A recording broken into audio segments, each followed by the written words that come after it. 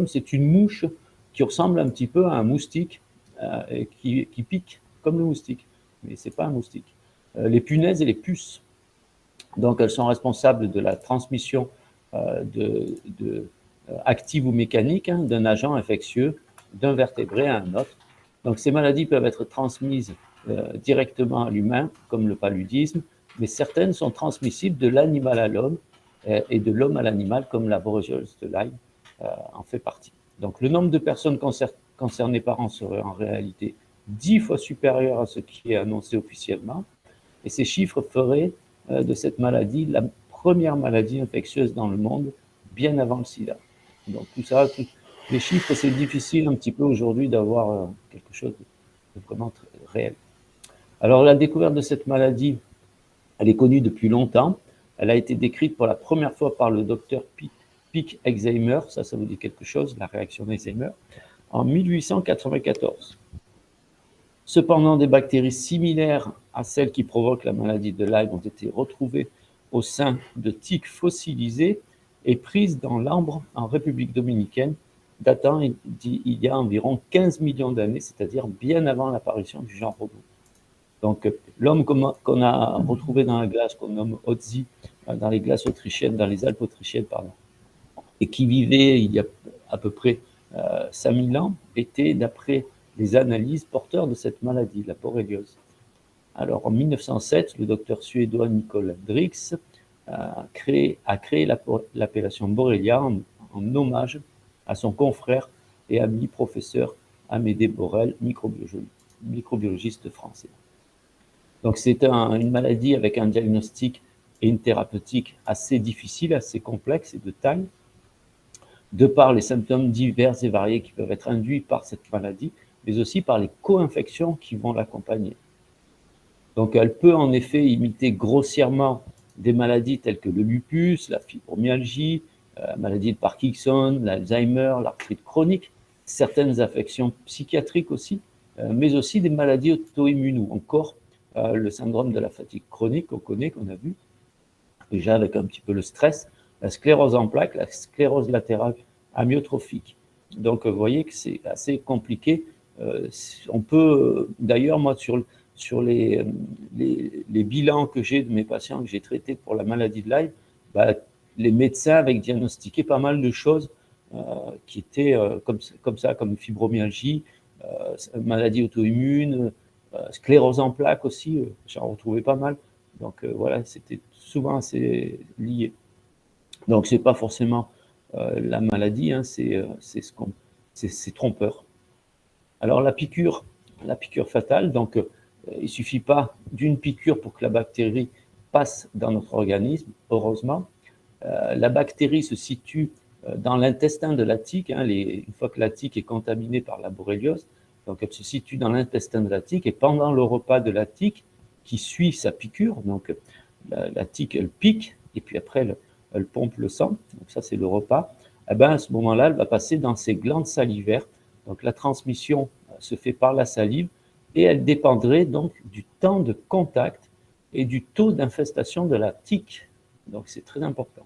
Donc selon une étude récente, il y a un faible risque de transmission de la borréliose pour des durées d'attachement inférieures à 24 heures. Donc ça laisse quand même pas mal peu de chance. Ça veut dire que chez nous, chez les animaux, on peut dire que on ne va pas la détecter, la tique, parce qu'il y a les poils, mais chez l'homme, on va quand même la détecter plus facilement. Donc, et puis la transmission peut augmenter significativement après 48 heures pour atteindre plus de 15% de risque de transmission après 96 heures d'attachement, soit 4 jours. Donc, chez l'humain, de telles durées d'attachement sont assez rares. La tique devient plus facilement détectable sur la peau au-delà de 48 heures et finit par se décrocher d'elle-même une fois qu'elle sera gorgée de sang. Donc, on a bien compris que c'est bien, si vous vous faites piquer par une tique en pleine forêt et que vous le voyez quelques heures après, 3-4 heures après, il y a très peu de chances que vous ayez contracté, que vous soyez infecté par la borréliose. Donc, il ne faut pas paniquer non plus à la moindre piqûre de cet insecte. Donc, c'est un peu comme on dit, j'ai un ami qui l'a appelé comme ça, c'est la tique émissaire, c'est-à-dire qu'on met tout sur la tique, mais en fait, ce n'est pas que la tique qui est responsable de la maladie. On y arrive tout de suite. Donc pourquoi certaines personnes se rétablissent après un traitement de 21 jours par la dixycycline et d'autres restent malades? Tout simplement parce que certaines personnes ont un organisme qui va être très affaibli face à l'infestation massive de Borrelia et ses co-infections, donc parce qu'ils peuvent plus, l'organisme ne peut plus lutter contre l'infection et ne peut plus évacuer les toxines. Et ça, c'est déjà en amont, ce n'est pas la piqûre qui va provoquer ça. Donc ça veut dire que la personne qui va contracter généralement la maladie de Lyme, elle a un système immunitaire qui est extrêmement faible.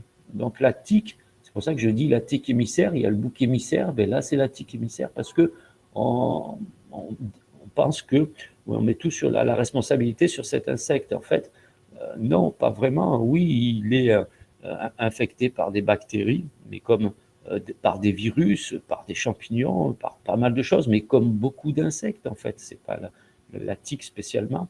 Mais ce qui va faire que on va contracter des maladies, on va déclarer des maladies par rapport à une piqûre, quel que soit l'insecte, c'est notre système immunitaire, c'est parce qu'on a une immunité défaillante. Donc la borréliose de Lyme se déclare véritablement lorsque l'organisme faiblit face à l'infestation massive de Borrelia et ses co-infections et qui ne parvient plus ni à lutter contre l'infection, ni à évacuer les toxines aussi. Donc, on va compter, on va voir qu'il y a pas mal de cas aussi qui sont diagnostiqués, mais comme on a vu tout à l'heure, il y en a beaucoup qui passent à la trappe aussi. Donc, 50 000 cas environ diagnostiqués en France en médecine générale par an. On a 95% de ces cas qui sont des érythèmes migrants et 800 cas hospitalisation par an. Donc, ça concerne des enfants d'âge de 5 à 9 ans et des adultes de 70 à 79 ans. Donc, la prévalence la plus forte est la plus forte dans le Limousin et en Alsace. Les tiques sont absentes à plus de 1500 mètres d'altitude et le risque d'infection dépend de la zone géographique, des facteurs écologiques et de l'augmentation des activités humaines de plein air aussi. Donc la borréliose de Lyme touche l'hémisphère nord, Amérique du Nord, l'Europe et l'Asie. Donc on voit sur la carte ici. Alors la maladie, elle évolue en 3 phases. Donc la phase primaire, la phase secondaire et la phase tertiaire. Donc la phase primaire, c'est de 3 à 30 jours après la piqûre.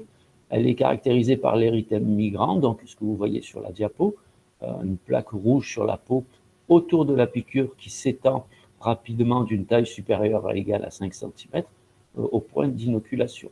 Donc il s'agit de la manifestation la plus fréquente, 80% des cas. Vous voyez bien ici, c'est caractéristique. Donc c'est de 3 à 30 jours. Donc une personne qui se fait piquer par une tique qui est bien gonflée, donc on ne sait pas trop combien de temps elle est restée.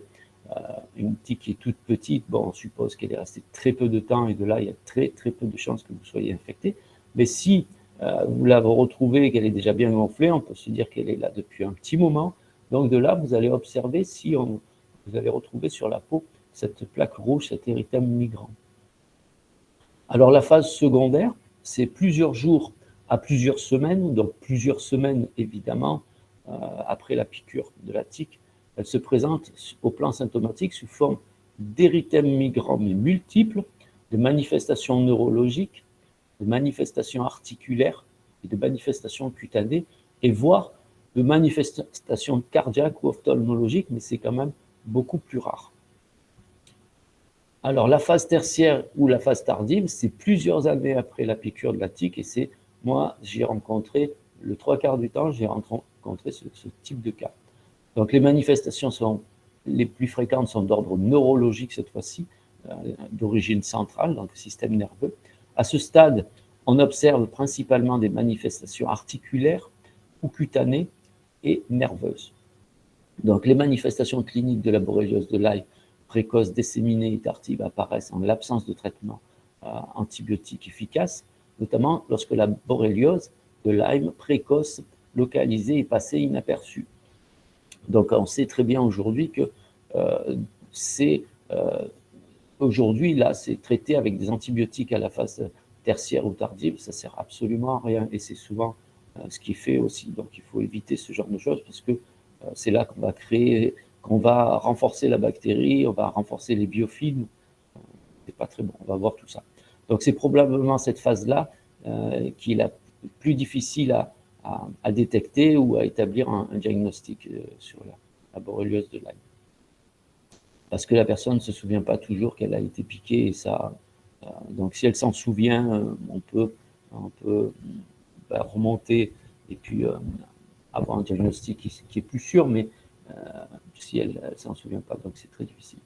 Donc les limites du protocole de diagnostic en phase plus tardive, chronique, la maladie épuise les ressources du système immunitaire jusqu'à rendre les anticorps faibles et peu nombreux, ce qui les rend difficiles et détectables par le test ELISA. Donc ça, c'est aussi à comprendre, c'est qu'à un moment donné, si on a un système immunitaire qui est tellement faible, qui est très affaibli, on n'aura pas forcément des anticorps qui vont se présenter sur une prise de sang et nous montrer qu'il y a un problème, qu'il y a quelque chose qui se passe. Donc ça, c'est pour pas mal de choses, hein. C'est pas que sur la maladie de Lyme, des infections d'autres ordres que la borréliose, par exemple, la maladie de Lyme, moi je l'ai vu sur une autre personne, on ne peut pas détecter grand-chose parce que le système immunitaire, il est très très faible, donc il ne va pas réagir. Donc, la borréliose, la Borrelia, donc cette bactérie, en raison de son ADN bien plus développé que celui d'autres bactéries, a la capacité de se rendre invisible en déjouant le système immunitaire, empêchant ou freinant ainsi la production d'anticorps, en plus de ça. Donc la bactérie a la capacité de perdre son enveloppe qui modifie ses caractéristiques immunologiques et lui permet d'échapper au système immunitaire. Donc il y a aussi ce paramètre. Donc c'est pour ça que c'est assez difficile. La technique ELISA recherche des anticorps dans le sang et qui prend en compte les principales souches existantes en Europe aussi. Donc il s'agit d'une technique immuno-enzymologique à la recherche d'anticorps de type immunoglobuline G et immunoglobuline M. Donc en phase précoce de la maladie, ça aussi c'est important, en phase précoce de la maladie, les anticorps, les IgM, n'apparaissent que 2 à 6 semaines après la piqûre de tique, donc uniquement dans 40 à 60% des cas. Donc au cours de cette phase, la recherche d'anticorps ne présente aucun intérêt, mais les analyses ont pourtant souvent lieu dans cette première semaine, dans les premières semaines, donc ça sert strictement à rien. Donc la technique la plus pointue d'identification directe des antigènes par amplification PCR n'est pas disponible pour cette pathologie, malheureusement. Ce pourrait être pourtant la meilleure solution, qu'elle permet la recherche d'antigènes spécifiques à chaque germe en identifiant son ADN et permettrait ainsi de passer au-delà des problèmes de changement de signature antigénique des germes responsables au cours de leur changement d'enveloppe. Donc c'est la caractéristique des germes à biofilm de la borréliose, de la maladie de Lyme. Donc ici, je vous passe cela parce qu'il y en a vraiment beaucoup. Voilà, c'est le docteur Burrascano, un médecin américain spécialisé des maladies à tiques, donne une liste de ces symptômes. Donc il y en a 44, donc ça fait beaucoup. On va aller sur celui-ci, c'est plus simple. Donc, et puis c'est ce qu'on retrouve le plus aussi. Donc les symptômes de la maladie de Lyme au niveau céphalée, maux de tête, névralgie, paralysie faciale, donc ça c'est classique, qu'on va retrouver très souvent. Sinusite à répétition, raideur de la nuque, grande fatigue, ça aussi c'est très courant, très commun. Les arthrites de la hanche, du genou, de l'épaule, ça aussi très classique. Du coude, du poignet avec gonflement des articulations, ça c'est moi j'ai rencontré à chaque fois ce type de cas. Sifflement des oreilles, donc les acouphènes aussi très courants.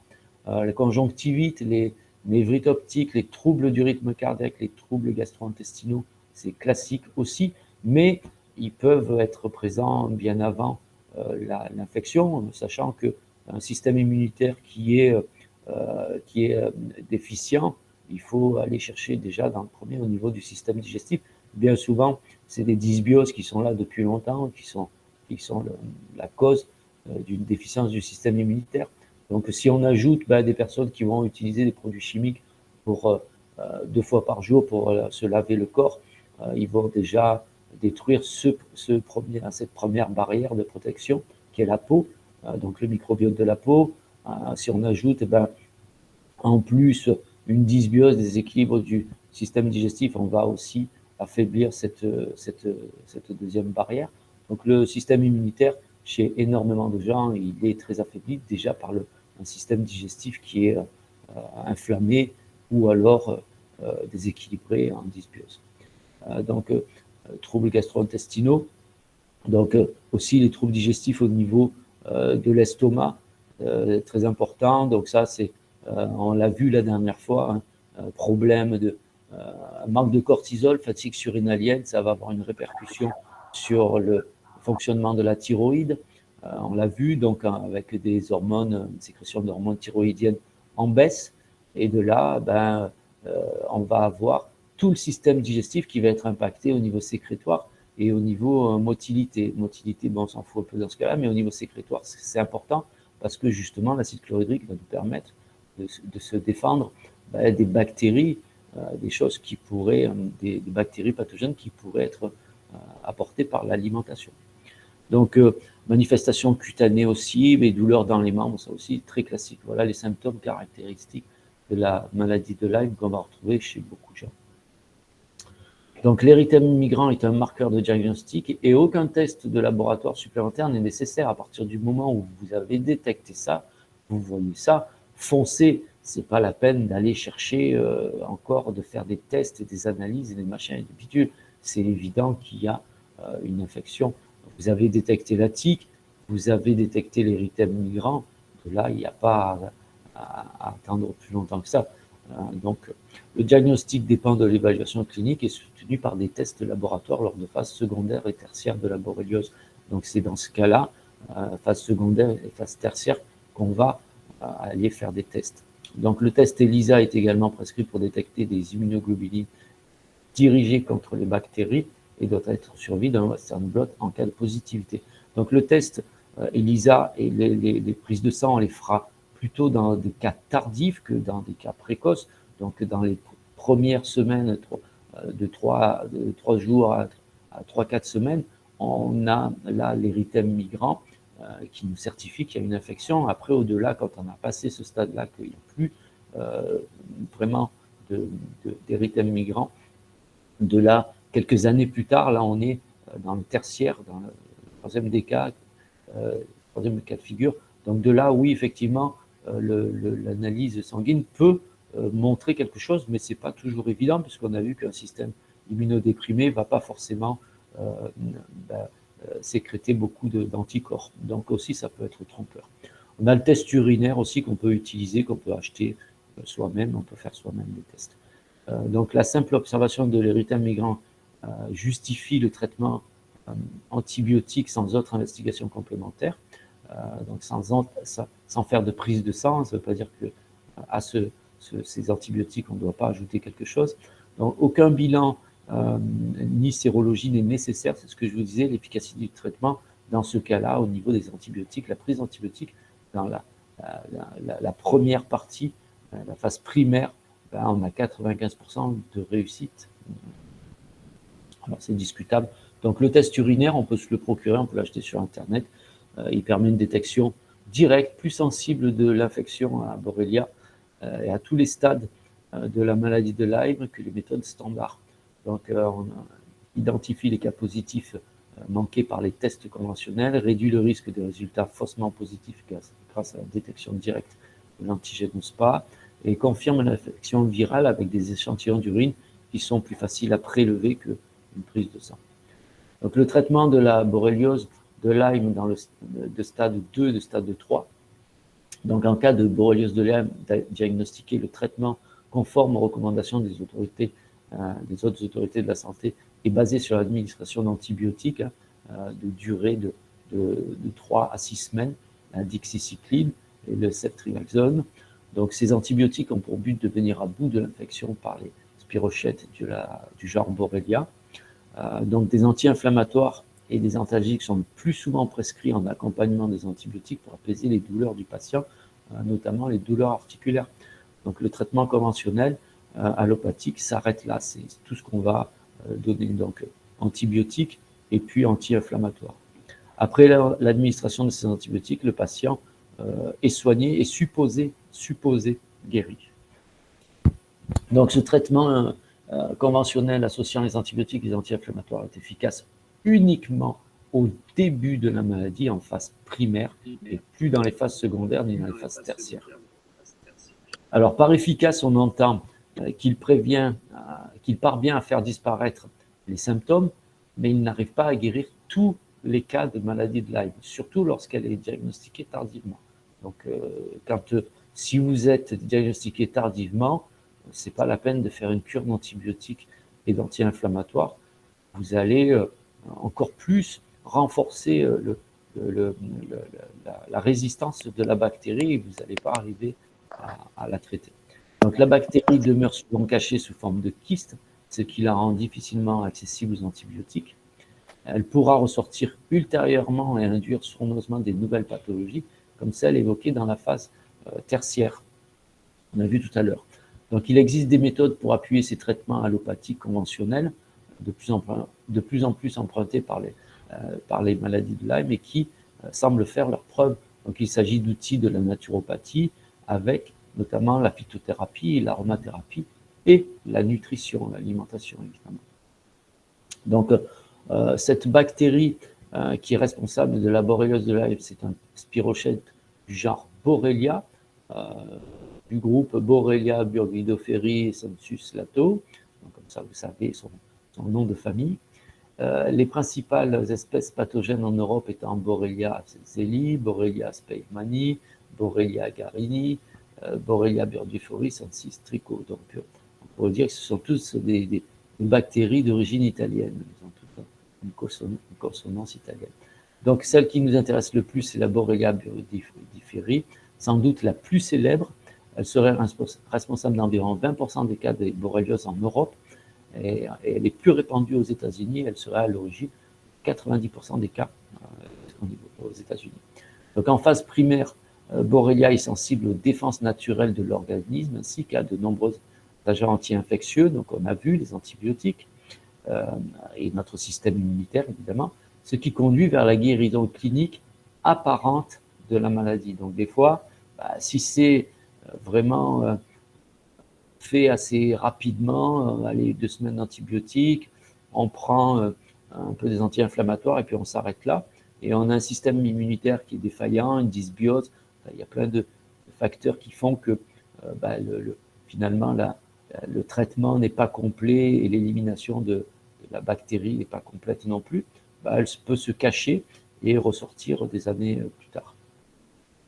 Donc, mise en situation défavorable, cette bactérie-là, c'est-à-dire que si elle est agressée par des antibiotiques, des anti-inflammatoires, des choses qui sont pas très très efficaces en fait, mais qui vont l'affaiblir, justement, c'est ce qu'on appelle les situations défavorables.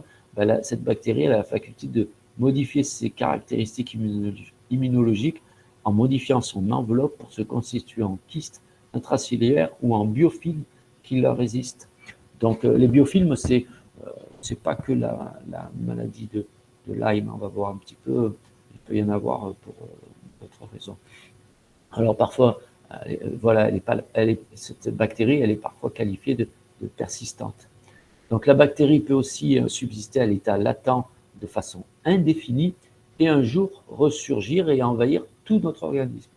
Donc, de cette façon, par modification de leur enveloppe et donc de leurs caractéristiques immunologiques, ces germes sont à l'origine d'une sollicitation répétée des défenses naturelles de l'organisme et c'est cette excitation, cette sollicitation répétée qui va épuiser notre système immunitaire. Donc ça va conduire à un déficit immunologique et des troubles, des fois auto-immuns, donc des maladies auto-immunes.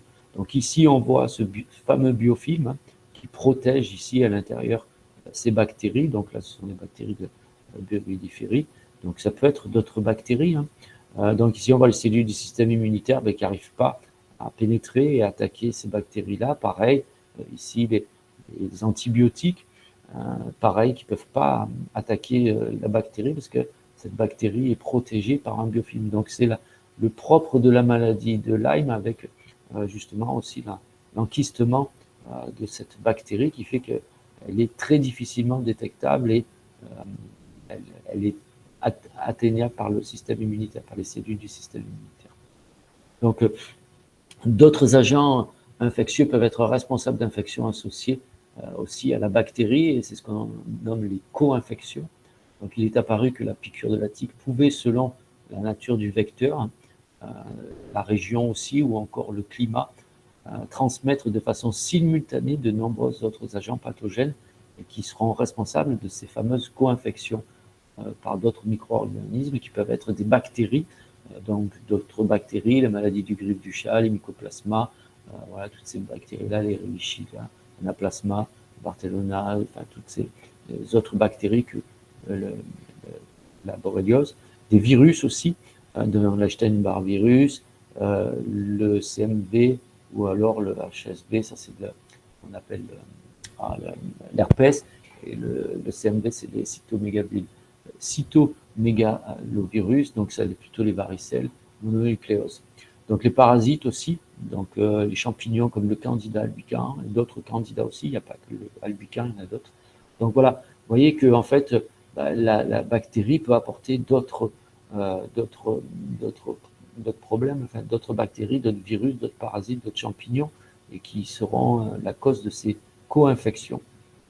Donc la transmission de cette bactérie, de la borréliose de Lyme, donc selon l'Institut national de veille sanitaire, la borréliose de Lyme ne se transmet pas de personne en personne, ça il faut pas avoir peur par le contact, par contact direct avec des animaux aussi, par voie alimentaire non plus, par piqûre d'autres insectes aussi.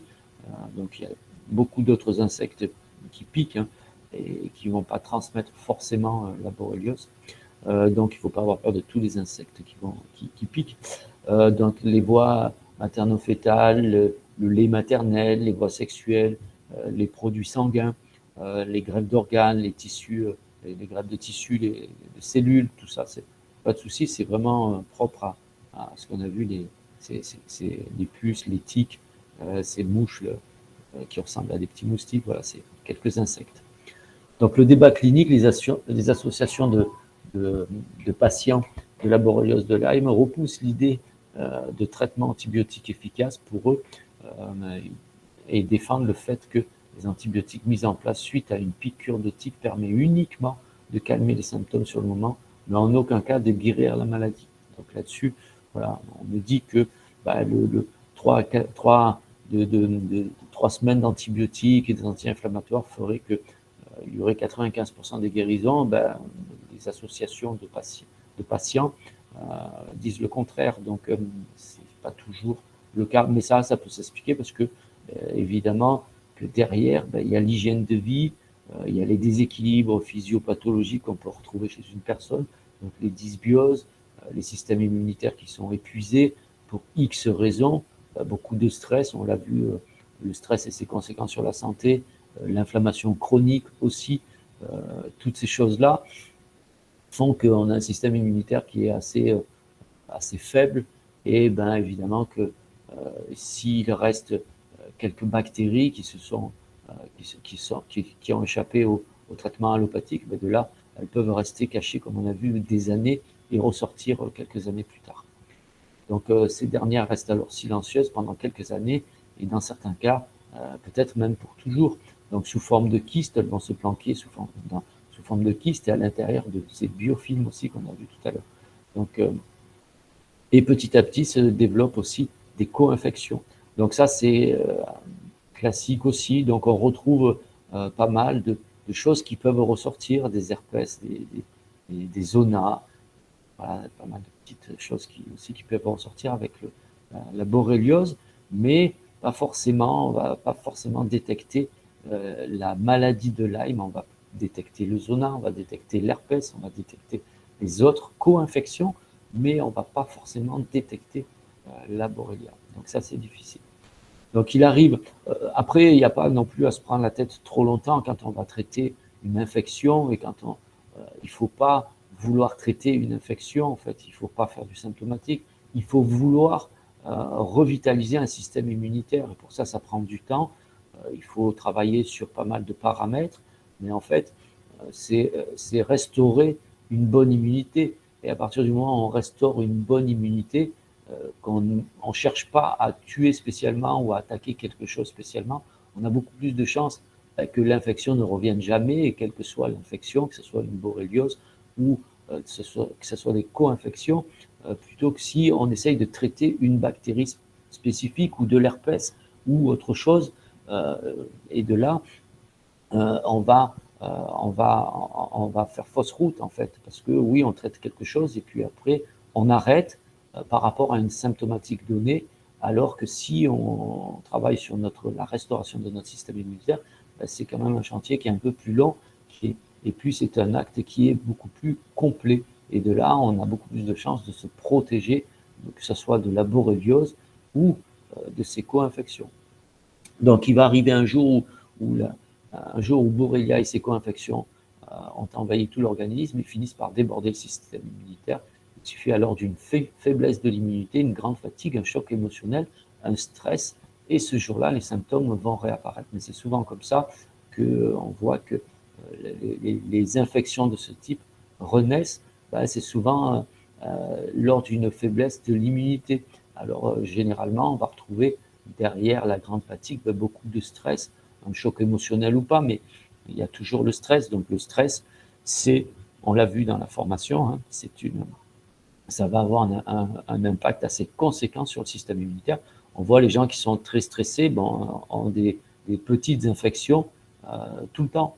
On parle d'infections hivernales, de choses assez simples, des gastro, des choses comme ça, parce que c'est le fait, le stress en lui-même va engendrer une faiblesse de l'immunité.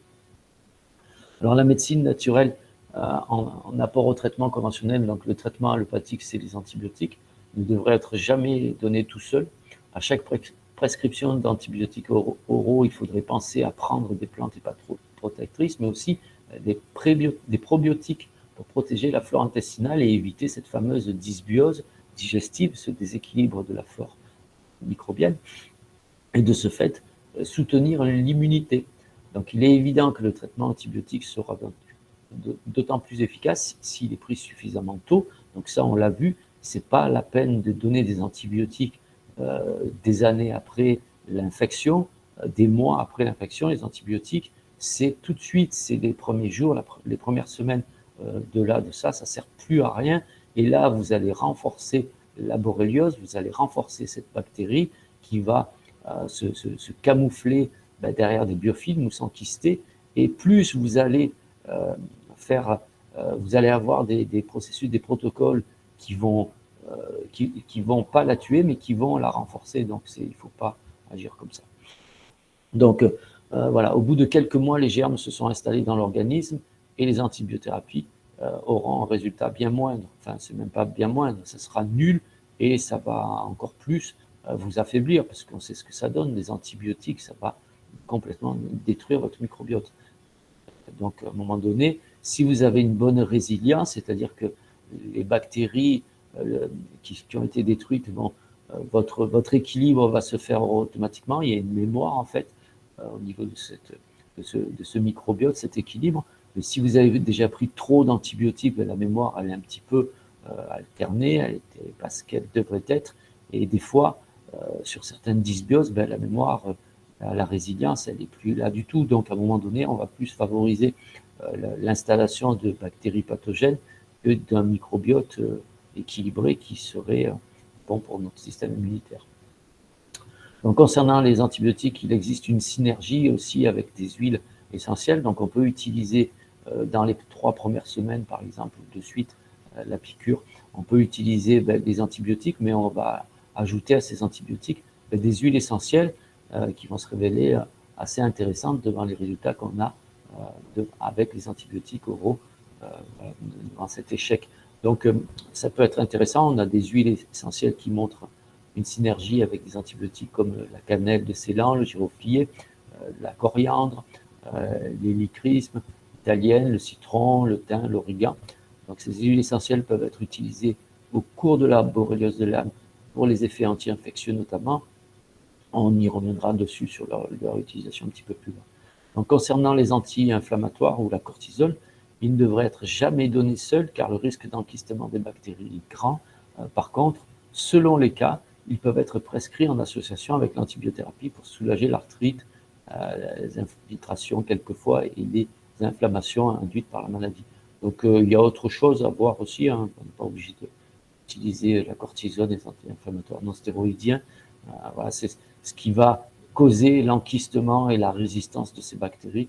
En fait, c'est ces techniques-là.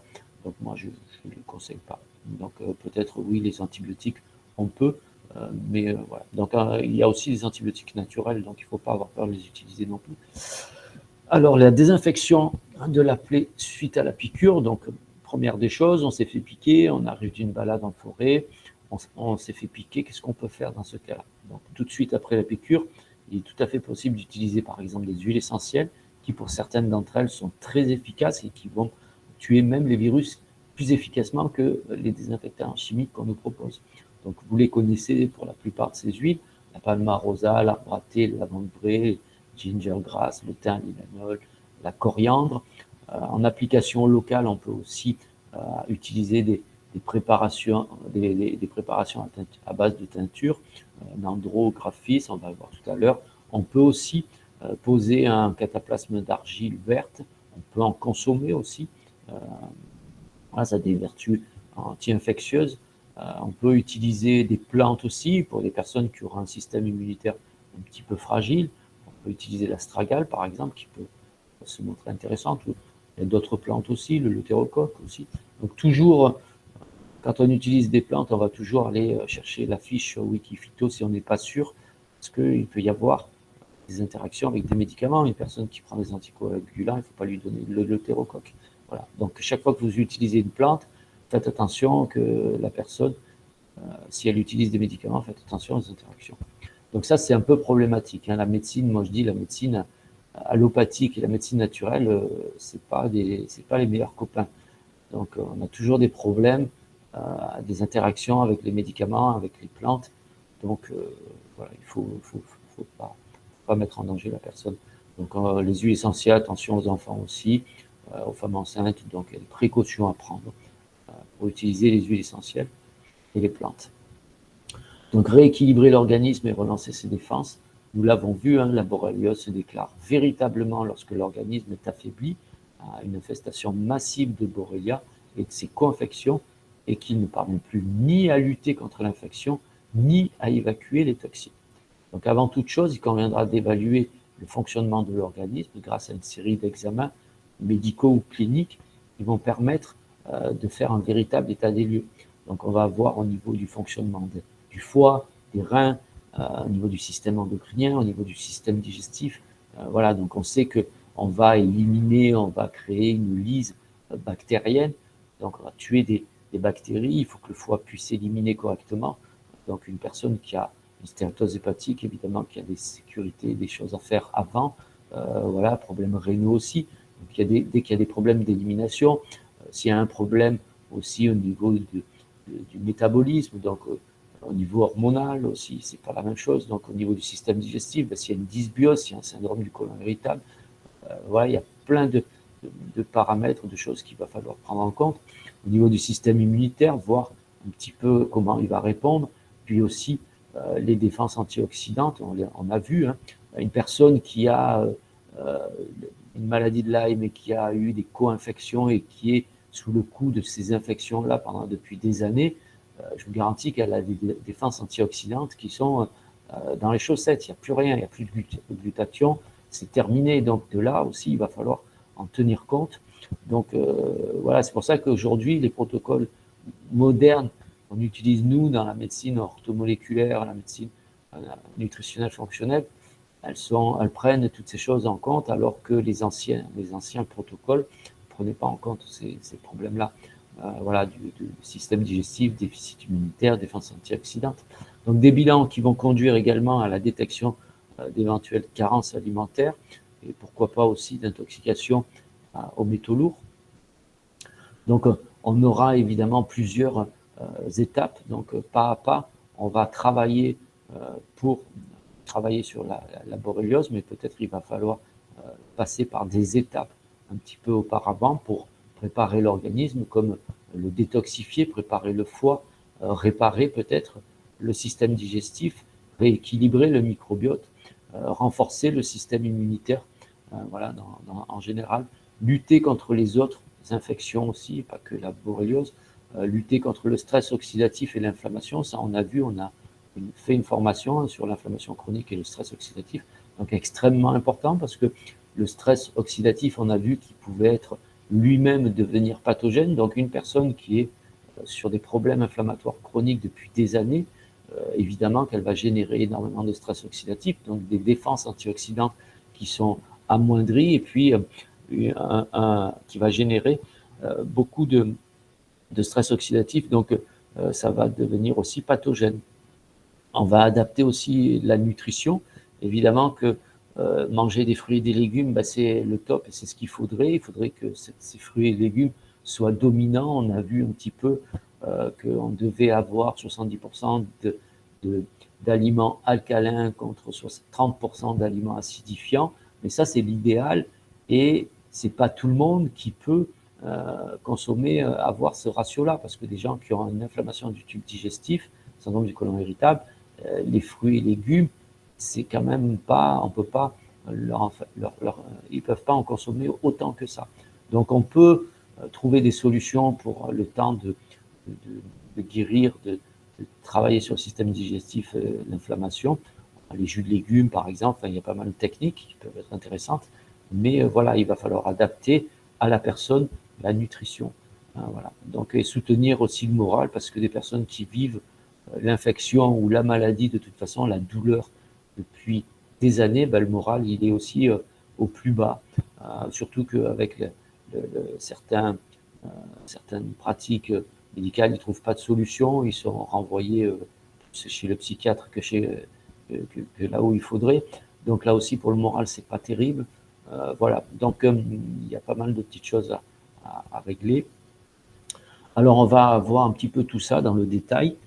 Donc détoxifier l'organisme, donc dans la maladie de Lyme, il s'agira de détoxifier l'organisme dans son ensemble. Donc on parle de tous les émonctoires, on ne parle pas que du foie et des reins. Il y a tous les émonctoires. Donc les émonctoires, ce sont les voies d'élimination des déchets de l'organisme. On a les émonctoires primaires, qui est le foie, les reins, le côlon, et les émonctoires secondaires, la peau et les poumons. Donc ici, on voit les reins qui vont filtrer le sang, évacuer les cristaux à travers les urines. On voit les intestins qui vont éliminer les déchets, les cols, les déchets du pancréas, du foie et de la vésicule biliaire. On voit les poumons aussi qui vont évacuer les déchets sous forme de gaz. Donc on a vu que les poumons éliminaient les acides faibles volatiles, à condition que la personne ne soit pas sédentaire et qu'elle ait quand même un minimum d'activité physique. Elle utilise la pleine capacité de ses poumons. Donc de là, elle va éliminer. Sinon, c'est les reins qui vont se charger de ce travail. Donc ça va faire un surcroît de travail au niveau des reins. Et puis, on a la peau aussi, un émonctoire secondaire, et qu'on appelle, nous, dans la médecine naturelle, le troisième rein. Donc quand vous avez des manifestations sur la peau assez désagréables, ça veut dire que ça sature au niveau des reins. Donc c'est un indicateur qui nous dit que il y a quand même une toxémie, enfin beaucoup de déchets et qui n'arrivent pas à être éliminés correctement, déjà par les reins. Et puis le foie, qui n'évacue pas mais filtre aussi et neutralise les toxines. Donc il y en a qui disent que c'est pas un émonctoire parce que le propre de l'émonctoire, c'est évacuer à l'extérieur du corps les déchets. Mais je suis désolé, mais dans la lumière digestive, c'est-à-dire dans le grêle et le côlon, on n'est pas dans le corps. On est à l'extérieur du corps. On est comme si on était dans la bouche. Dans la bouche, on n'est pas dans le corps. On est à l'extérieur. Donc le corps, c'est une fois qu'on a passé le sang, qu'on rentre par le sang à l'intérieur des cellules. Là, on est dans le corps. Donc moi, je considère le foie comme un émonctoire pleinement. Donc avant de faire une détox, on l'a vu sur la formation de la détox que j'ai réenregistrée, que j'ai mis sur mon YouTube. Donc j'ai réussi à refaire l'enregistrement. Donc avant de faire une détox, on doit s'assurer de ne pas avoir de carence micronutritionnelle. On l'a vu, les vitamines B2, B3, B9, B6 et la B12, la vitamine C, le magnésium, le zinc, le fer, le sélénium, le silicium, le manganèse, le chrome, le cuivre, la taurine, la NAC. Tous ces éléments sont indispensables, le glutathion, pour éliminer, pour bien détoxiner. Donc, il ne faut pas attaquer une détox comme ça, c'est-à-dire la personne a la Lyme, elle a des défenses antioxydantes qui sont dans les chaussettes, elle n'a plus de glutathion, elle a sans doute des carences, s'il y a des problèmes digestifs au niveau de l'estomac, par exemple comme une hypochloridrie, de là les vitamines du groupe B ne sont pas assimilées, la B12 n'est pas assimilée, le magnésium n'est pas assimilé, le zinc n'est pas assimilé. Donc, ça veut dire que la personne, elle a déjà de multiples carences. Donc, à ce moment-là, ce n'est pas la peine de l'envoyer au charbon avec des plantes qui vont amener à la détox. Donc, dans ce cas-là, qu'est-ce qu'on peut faire? Comme beaucoup de personnes ont de multiples carences micronutritionnelles et un terrain fortement acidifié et déminéralisé, et comme on sait que ces infections-là, la borréliose, la maladie de Lyme, va surtout se déclarer chez des personnes qui ont un terrain, une immunité assez faible. Et pour avoir une immunité assez faible, il faut avoir des problèmes digestifs, il faut déjà avoir des problèmes de santé. Donc ça correspond tout à fait à ce cas de personne, à ce cas-là. Eh ben, on va pouvoir quand même faire des détox, on va utiliser des compléments alimentaires qui sont vendus par des laboratoires un peu spécialisés dans l'orthomoléculaire, la médecine fonctionnelle nutritionnelle, voilà, comme le laboratoire Coleman et d'autres qui font des formules déjà complètes. Donc ce n'est pas vous qui allez aller chercher 36 000 produits, ben vous allez acheter une formule déjà complète qui va répondre à tous les besoins micronutritionnels de cette détoxification, détoxination, et de là, vous n'allez pas prendre de risques et vous allez pouvoir préparer votre organisme, votre foie à éliminer vos reins, votre peau, à éliminer correctement. Donc, voilà, je le répète, hein, la capacité de l'organisme à détoxifier et à éliminer est liée au statut nutritionnel. Donc cette élimination sera correcte si et seulement si on n'a pas de carence en vitamines et en minéraux. S'il n'y a pas de carence, il y aura une élimination correcte. S'il y a des carences, il y aura un défaut d'élimination. Et là, si vous êtes en défaut d'élimination, vous avez par exemple une stagnation de matière toxique en phase 2, vous allez détruire votre foie. Donc c'est comme ça qu'on peut faire des cancers du foie. Quelques 5-6 ans après, la personne déclare un cancer du foie, elle ne comprend pas, elle ne fait pas la relation avec la détox qu'elle a fait il y a quelques années pour une perte de poids simplement, ou pour des choses un petit peu comme ça, simples. Eh ben, voilà, ça peut avoir des conséquences dramatiques. Donc, la détox pour les personnes qui ont des maladies inflammatoires ou infectieuses chroniques, on soutient toujours la phase 2 avec de la NAC. Mais là, si on est vraiment dans l'inflammation chronique, moi, comme j'ai vu, comme j'ai traité des personnes, c'est plus de la NAC qu'il faut, là, c'est du glutathion directement, vitamine C. Sinon, il va y avoir intoxication, et ça, c'est classique de chez classique. Donc, voilà.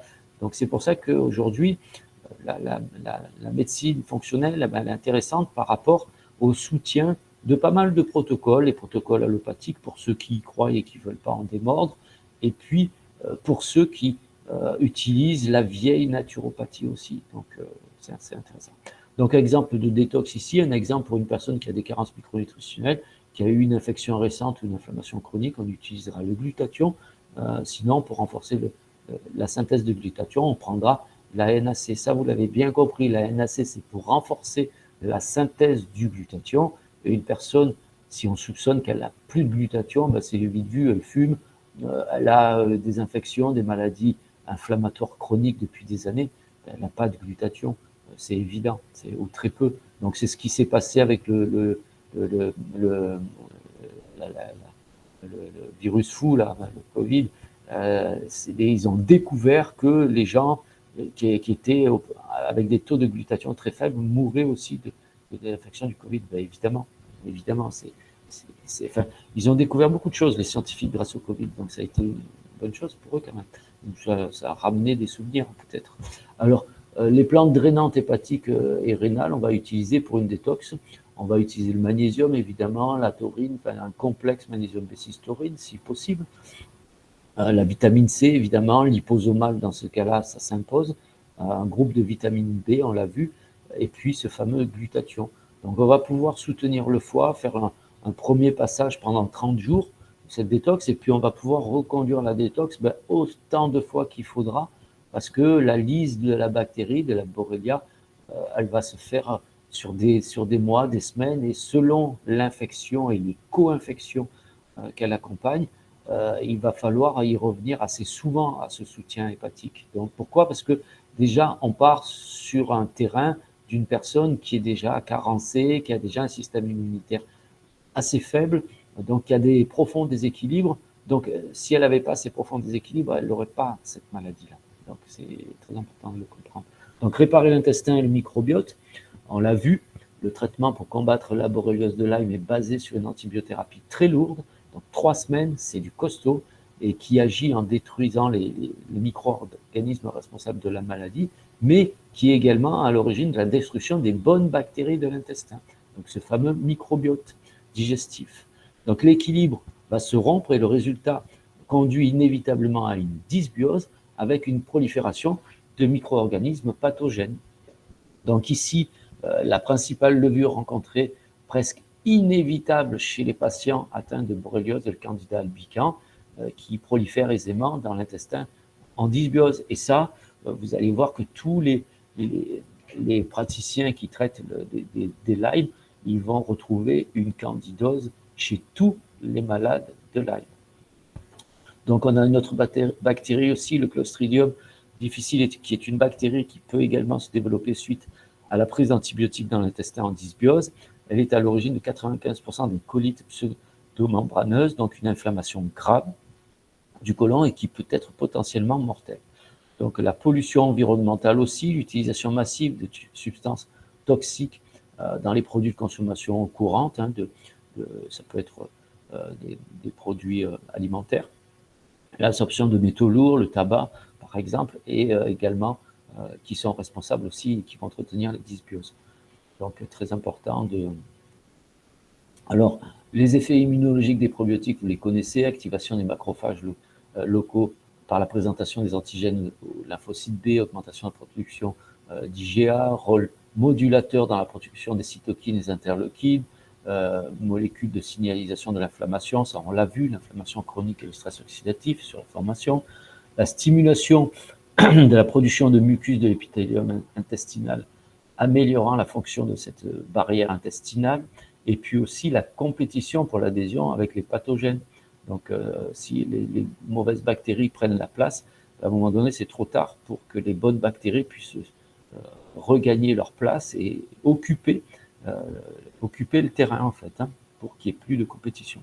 Donc, il faut s'orienter vers des souches comme les lactobacilles, Acidophilus, Rhamnosus, Casei, Plantarum, et les bifidobactéries aussi.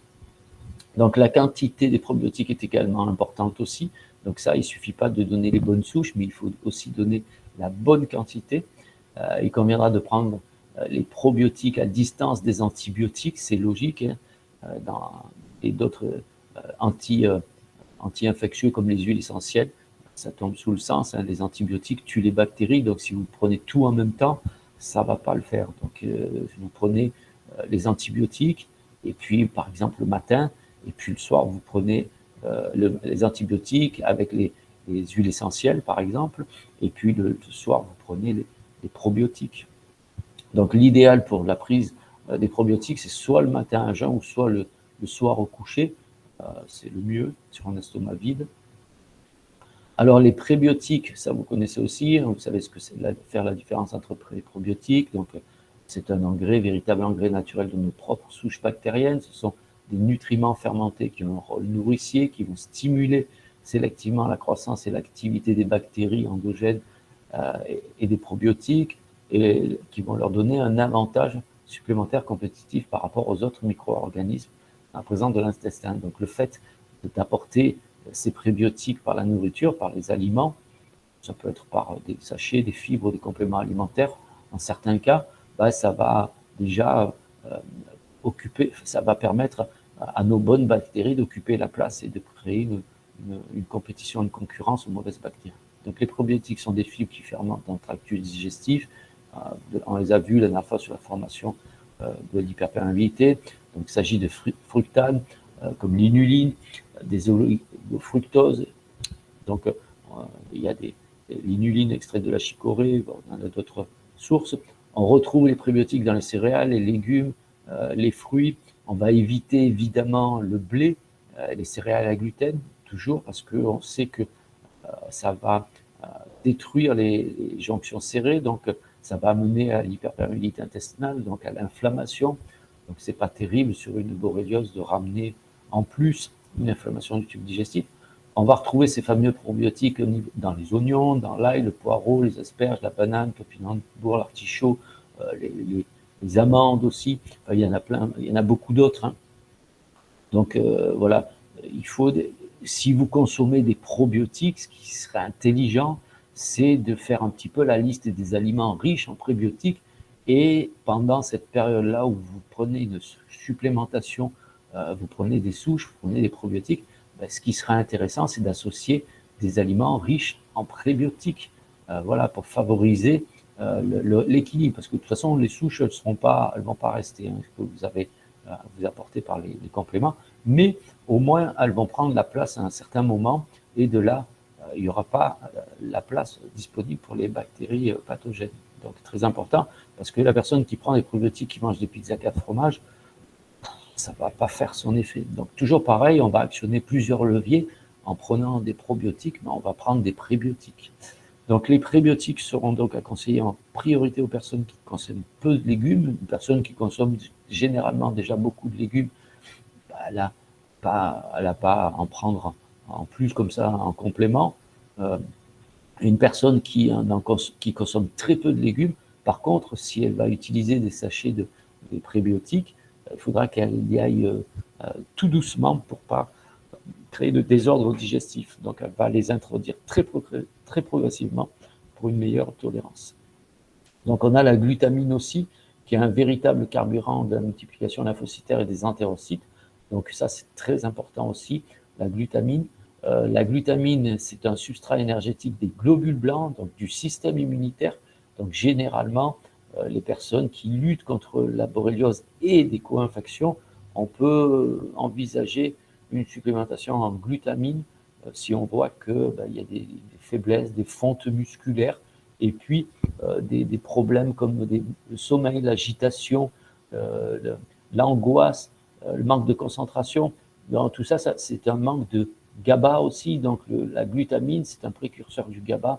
Donc c'est intéressant aussi, on peut l'apporter par des compléments alimentaires. Donc pourquoi elle a des effets apaisants sur le stress? Parce qu'elle va avoir c'est un précurseur du GABA. Donc très important. Je vous ai mis ici une petite étude scientifique sur le rôle de la glutamine, comme ça vous avez vraiment quelque chose de très complet. On voit ici sur ce schéma, au niveau de l'inflammation, elle va éviter les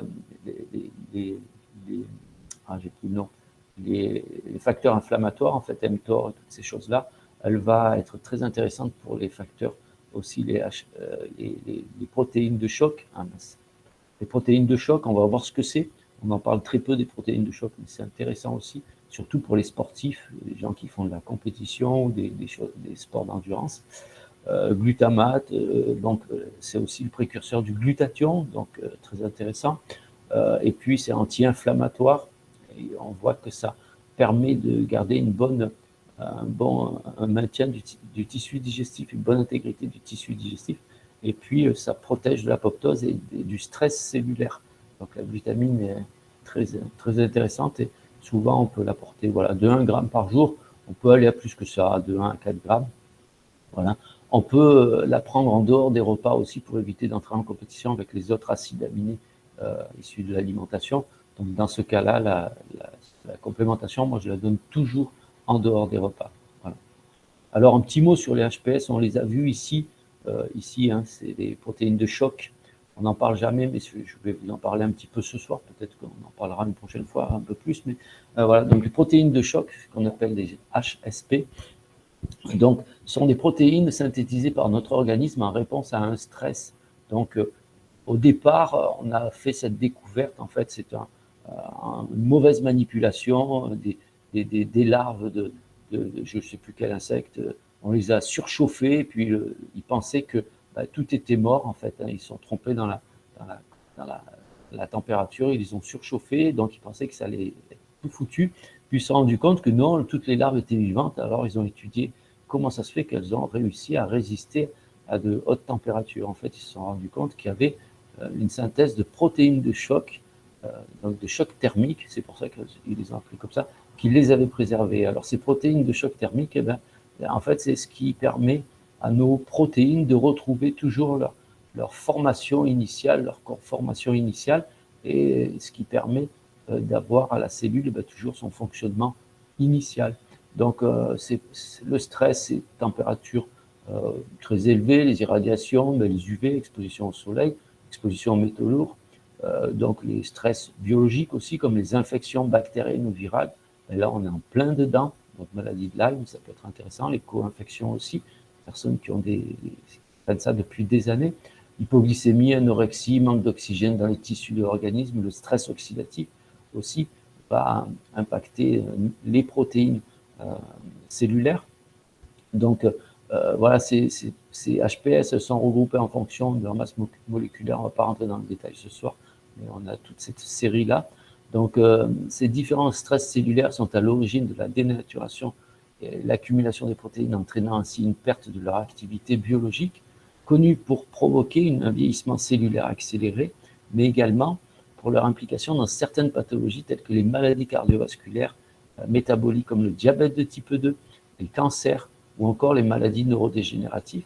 Donc les HPS, les protéines de choc thermique, ont pour mission de permettre aux protéines de retrouver leur activité biologique et d'éviter leur accumulation dans les cellules de protéines mal repliées et donc d'éviter les morts cellulaires accélérées. Donc ici, on voit sur le schéma, ça peut être ici facteurs externes, donc des réactifs de l'oxygène, donc du stress oxydatif qui est généré par la mitochondrie ou généré par des facteurs externes, l'infection, une infection par exemple.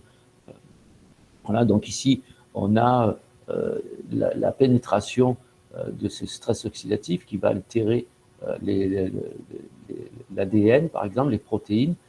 Et puis, si on a une protéine qui est mal repliée, on va arriver à une apoptose, à une mort cellulaire ou un vieillissement cellulaire.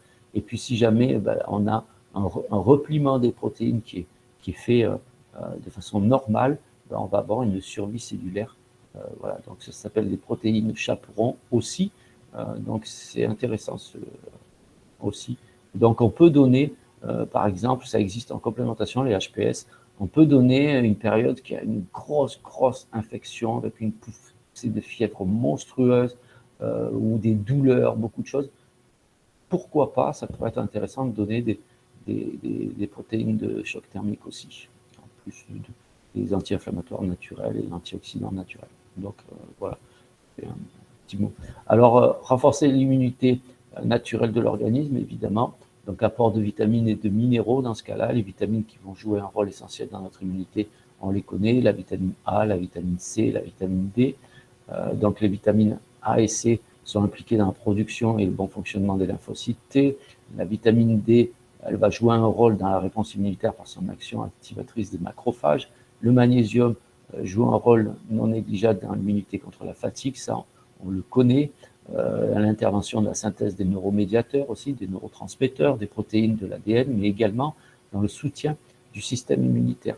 Donc il est également un cofacteur de l'absorption du calcium, il va réguler le fonctionnement du système cardiaque, agit comme catalyseur enzymatique dans la digestion, et on va préférer évidemment des formules liposomales pour éviter la saturation des récepteurs, sachant que un apport supérieur à 100 mg de magnésium, le corps ne va pas tout absorber. Il va prendre uniquement 100 mg et le reste, ça finira dans les toilettes. Donc, ça ne sert à rien de prendre des méga doses d'un seul coup parce que le corps va saturer, les récepteurs vont saturer et de là, ça ne servira strictement à rien. Donc, allez doucement sur les supplémentations de magnésium parce que vitamine C aussi, c'est pareil. Mais bon, dans les bonnes formules, quand les bons laboratoires sont conscients de ce paramètre et c'est jamais surdosé. Voilà, donc chez vous, il est très bien dosé en liposomal et au niveau de la posologie, il est super bien fait. Donc on voit, moi j'ai fait la réflexion à Jordi quand j'en ai pris pour la première fois, je dis ouais Jordi, il est bien ton truc, mais il n'est pas assez dosé, il y a beaucoup de gélules, et en fait j'ai eu des résultats avec son magnésium 2 fois supérieurs avec des magnésiums où je prenais 3 fois la dose. Donc pour vous dire, j'ai eu des résultats mais extraordinaires avec avec un petit dosage. Donc tout ça, pourquoi? Parce que on n'est pas à 100 mg à chaque prise et on ne sature pas les récepteurs. Et de là, ça fonctionne très bien. Donc, petit rappel, le cortisol aussi, ce n'est pas qu'un anti-inflammatoire, c'est également un modulateur mastocytaire. Donc, une fatigue surrénalienne va perturber le système immunitaire, toujours en prendre en compte cette fameuse fatigue surrénalienne, on y reviendra tout à l'heure, en prise en charge. Donc, les bioactifs qui vont être au secours de notre système immunitaire, on les a vus déjà, toujours la mycothérapie, très intéressante, le shiitake, le reishi, le maïtake, luna de gato, qui sont des champignons clés phares très connus. Voilà, les produits de la ruche aussi, on a déjà vu tout ça, la propolis, entre 1000 et 1500 mg par jour, en plusieurs prises, évidemment. La phytothérapie immunostimulante, l'échinacée pourpre, alors ça, attention, les personnes qui ont une maladie auto-immune par-dessus, c'est à éviter. L'ail des ours, qui est intéressant aussi, l'astragale, le terrocoque, l'extrait de pépins de pamplemousse, voilà tout ce qu'on va pouvoir utiliser au secours de notre système immunitaire. Pour lutter contre les infections, on a de nombreux outils aussi contre la maladie de Lyme. Donc, parmi ces outils, on va voir au niveau de la phytothérapie, l'aromathérapie aussi, il y a l'homéopathie, il ne faut pas l'oublier.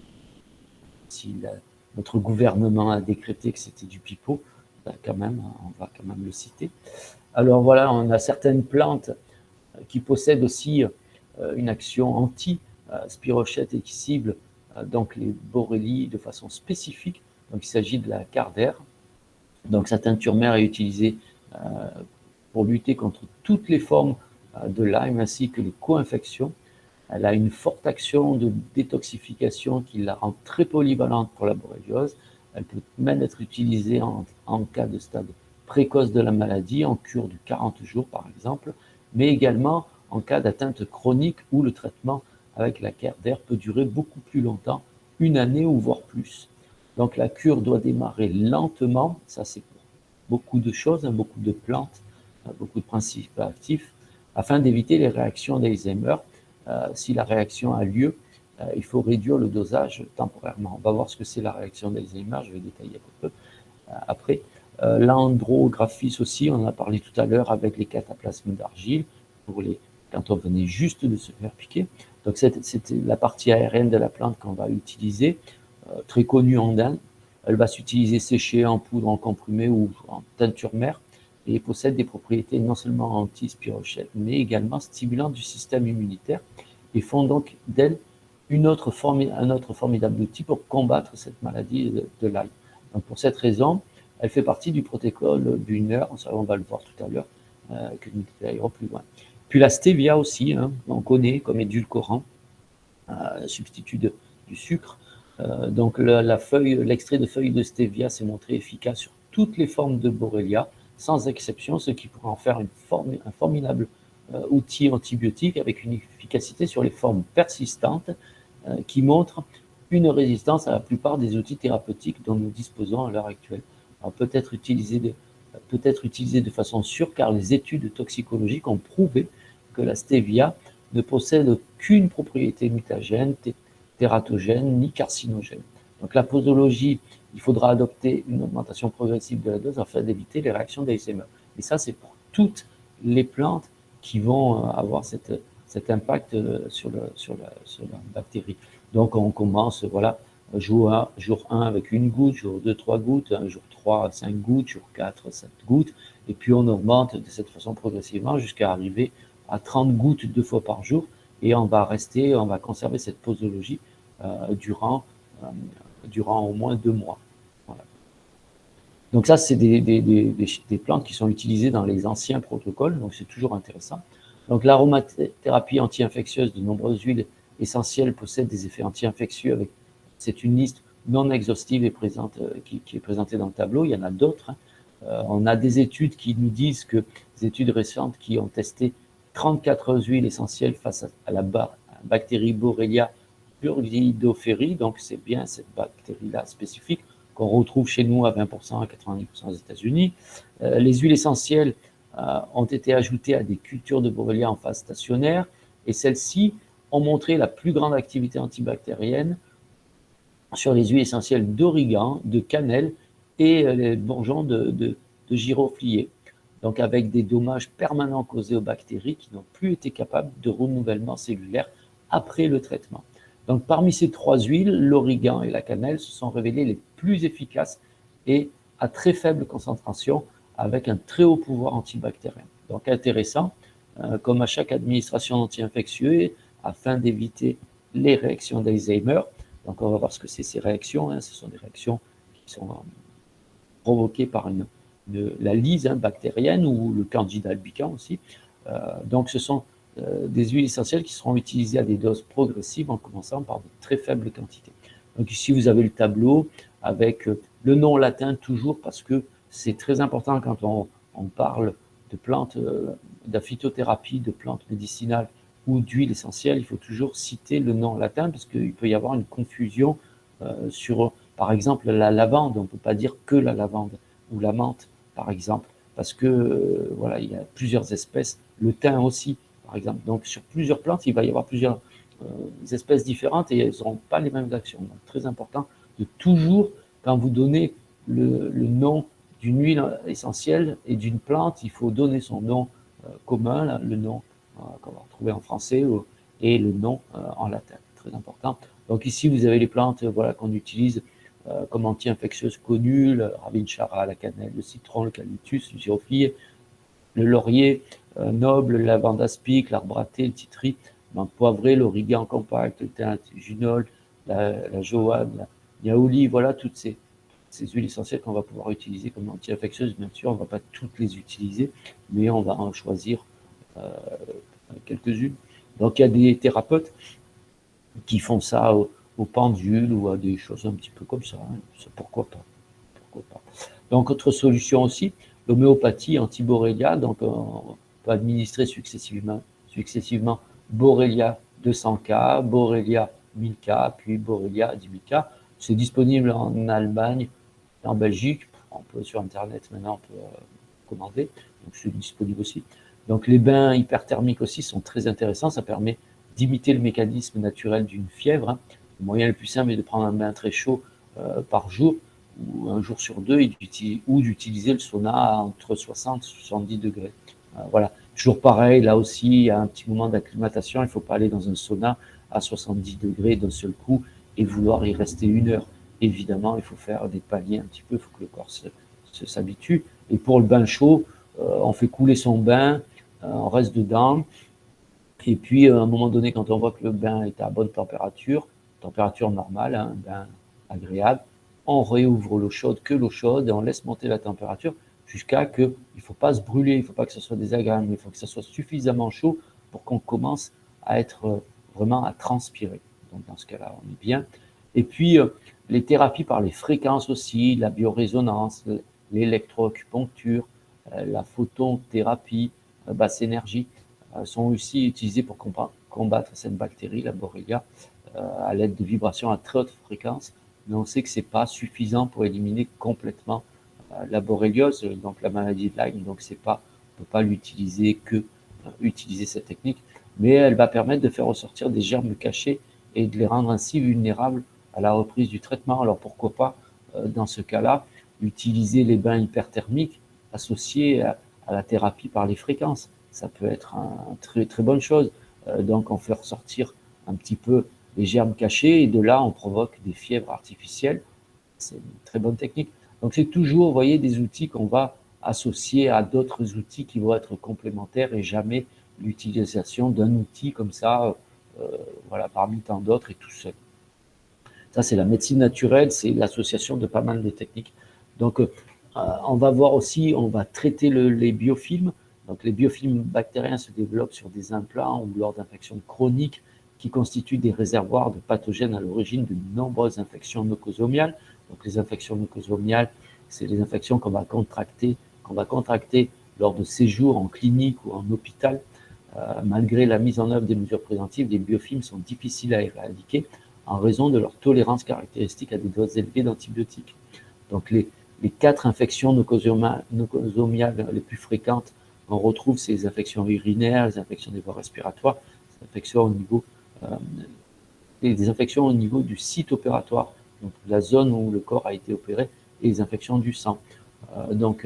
Voilà les infections chroniques qu'on va retrouver ici sur la droite, donc les pathologies bucco-dentaires, les caries, les otites chroniques, l'endocardite infectieuse, les pneumopathies, chez patients atteints de mucoviscidose, les infections urinaires, les infections associées aux plaies chroniques. Donc voilà ce qu'on va retrouver beaucoup comme infections liées à du matériel, les prothèses articulaires aussi. Ça, moi j'ai eu pas mal de patients qui avaient des infections ou des intoxications de métaux lourds suite à des postes de prothèses, les sondes de voie urinaire, les cathéters aussi, des fois pour des postes de chimiothérapie, des choses comme ça, valves cardiaques, les cathéters vasculaires centraux, les sondes, les dérivations ventriculaires. Voilà donc ce sont les principales infections associées au biofilm aussi, donc on va contracter dans les hôpitaux, les cliniques. Alors les bioactifs antifilm, on va les voir. Éviter la supplémentation en fer, en magnésium et en calcium. Donc ça, c'est ce qui se dit partout dans la médecine classique allopathique. C'est pas faux, mais c'est pas juste non plus, parce que eux, ils disent carrément de couper l'apport de magnésium dans tous les sens, et ça, c'est pas possible du tout. Donc il faut quand même rester logique. On a besoin d'éléments nutritionnels pour que le corps fonctionne et élimine cette maladie. On ne peut pas, sous prétexte que ça favorise le biofilm, on ne va pas couper l'apport de tous les éléments qui amèneraient des aliments qui amèneraient du calcium et du magnésium. Donc éviter la supplémentation en fer, ça c'est un petit peu aussi classique. Alors il y a une chose qui est intéressante, c'est qu'on va faire des prises de sang, et bien souvent quand les personnes ont des inflammations chroniques très carabinées, on va avoir alors, il faut que je cherche mon document, je vais vous le dire parce que je ne retiens jamais par cœur ce marqueur. On va avoir une ferritine qui est trompeuse, c'est-à-dire si vous mesurez votre fer lors d'un moment où vous êtes en pleine inflammation chronique, mais ça peut être pas forcément la borréliose pour tout, une pneumonie, n'importe quelle inflammation chronique, infection chronique, le taux de fer ne sera pas bon. Donc si vous demandez la ferritine, ça sera tout faux, ça sera tout faussé. Et donc dans ce cas-là, il faut demander, à la place de la ferritine, il faut demander la RSTF. Et de là, vous allez avoir un taux de fer juste. Moi, j'ai mon patient, le dernier que j'ai eu, il me dit, Jean-Claude, j'ai pas assez de fer, voilà, il faut que je me fasse supplémenter en fer, donc toi, tu peux pas, je vais aller voir mon médecin pour qu'il me... Et je lui dis, attends, je lui dis, t'as fait quoi comme test? Il me dit ferritine. Ah ben, je lui dis, tu peux recommencer, tu demandes la RSTF. Donc RS-TF. Donc de là, vous tapez sur Internet, vous allez voir ce que c'est. Donc c'est un marqueur qu'on demande dans le cas d'une inflammation chronique importante. Donc il a refait le test, la RSTF, et de là, il me dit, ouais, heureusement que tu m'as fait faire ça, parce qu'en fait, le fer, il est nickel, il ne fallait pas reprendre. Donc vous voyez, le gars, il était donc infection, la borréliose, maladie de Lyme, le test de fer, la ferritine est fausse, il fait croire qu'il n'y a pas assez de fer, qu'il est en carence. De là, on va lui donner du fer. Donc, il a déjà un taux normal, donc il va passer en excès. Et de là, ça va favoriser le biofilm de la bactérie. Donc, ça va être une vraie galère encore pour arriver à l'attaquer, cette fameuse bactérie, si on favorise sa protection, évidemment. Donc, on va éviter la supplémentation en fer, en magnésium. Ça, moi, j'en tiens pas compte. En calcium, je ne donne jamais du calcium comme ça, en fait. Moi, quand je reminéralise un organisme, je donne du plasma marin, je donne des orties, je donne un totum, et je ne donne pas des minéraux comme ça au pif. Donc, on va créer ou entretenir des déséquilibres iono-minéraux, et ce n'est pas souhaitable du tout. Voilà. Donc, le fer, on sait, est nécessaire à la plupart des bactéries pour se répliquer, tandis que le calcium et le magnésium facilitent la croissance du biofilm généré par certaines souches bactériennes. Donc ça, c'est une information que vous allez avoir du côté de la médecine allopathique. Moi, j'en tiens pas compte du tout, parce qu'une personne qui est complètement épuisée, qui a des glandes surrénales complètement épuisées, a besoin de magnésium. On ne peut pas dire oui, non, on va le laisser sans magnésium, parce que au cas où ça favoriserait le biofilm, il faut arrêter les conneries. Il faut donner du magnésium dans ce cas-là. Voilà, on a vu sur des petites doses, on va sur du liposomal. Donc là, on donne des doses chirurgical, c'est vraiment, on n'est pas à la pelle à neige à donner des grosses doses comme ça. Donc, un liposomal bien dosé, là, comme vous avez vu, à 140 mg, c'est top. De là, on ne va pas favoriser le biofilm, mais on va quand même avoir ce qu'il faut pour le système nerveux et pour tout le reste. Donc la N-acétylcystéine aussi, c'est un précurseur du glutathion. Vous connaissez maintenant bien la NAC. Ben vous la connaissez aussi comme mucolytique, hein, puissant.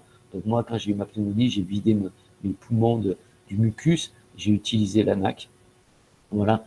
Donc ça, c'est intéressant parce que ça va altérer aussi la couche du biofilm tout en réduisant la production de la nouvelle matrice protectrice. Donc, il s'agit d'une véritable machine destructrice, la NAC, donc des biofilms extrêmement difficiles à déloger. Voilà, sur ce style de bactéries, l'Helicobacter pylori, Staphylococcus, voilà, toutes ces choses-là. On a la sérapeptase, vous la connaissez sans doute, diverses études in vitro montrent un impact positif de la sérapeptase contre les biofilms. Les traitements combinés de la sérapeptase avec les antibiotiques est une nouvelle approche dans le traitement contre l'indication des biofilms bactériens. Elle a été démontré que la combinaison avait des effets synergiques, donc intéressants, avec les antibiotiques. Autre application, l'effet analgésique aussi a été reporté dans les études cliniques. La capacité de la sérapeptidase à hydrolyser la bradykinin, l'histamine, la sérotonine contribue à son activité analgésique, donc peut être intéressant aussi pour la douleur. Voilà. Donc ici, on voit sur ce petit schéma, elle a des effets anti-inflammatoires, anti-fibromyélytiques, anti-biofilm, analgésiques, anti-œdémiques. Donc la sérapeptidase, elle est très intéressante. Moi, je l'utilise aussi lors de dépôts de cholestérol dans les artères. C'est intéressant aussi. Donc, les dernières recherches de l'université Johns Hopkins montrent diverses huiles volatiles qui peuvent décomposer les biofilms aussi. Là, on revient sur un petit peu les huiles essentielles. Donc, son travail n'indique pas comment ces huiles essentielles fonctionnent. Les 3 huiles qui décomposent les biofilms de Lyme dans ces expériences en laboratoire tuent également les cellules persistantes. Donc, on a l'origan, on l'a vu, la cannelle et le clou de girofle, on en a parlé tout à l'heure, hein, ces 3 huiles-là. Donc, c'est intéressant sur ces recherches prometteuses. La stevia, on en a parlé aussi, plante utilisée comme édulcorant. L'expérience en laboratoire montre également qu'elle tue le spirochète de Lyme en croissance, élimine les bactéries résistantes de Lyme et diminue les biofilms de Lyme. Donc, intéressant comme édulcorant. La stevia, moi, j'aime pas trop parce que généralement, on vend la stevia qui est toute blanche et quand on connaît la feuille de stevia qui est toute verte, on se doute bien qu'il y a quelque chose d'assez industriel derrière le procédé de raffinement de la stevia. Donc, elle est sur des choses un peu plus naturelles que la stevia toute blanche en pot qu'on voit dans les commerces. Essayer d'avoir des feuilles, enfin, de se rapprocher plus de la feuille que de l'édulcorant industriel.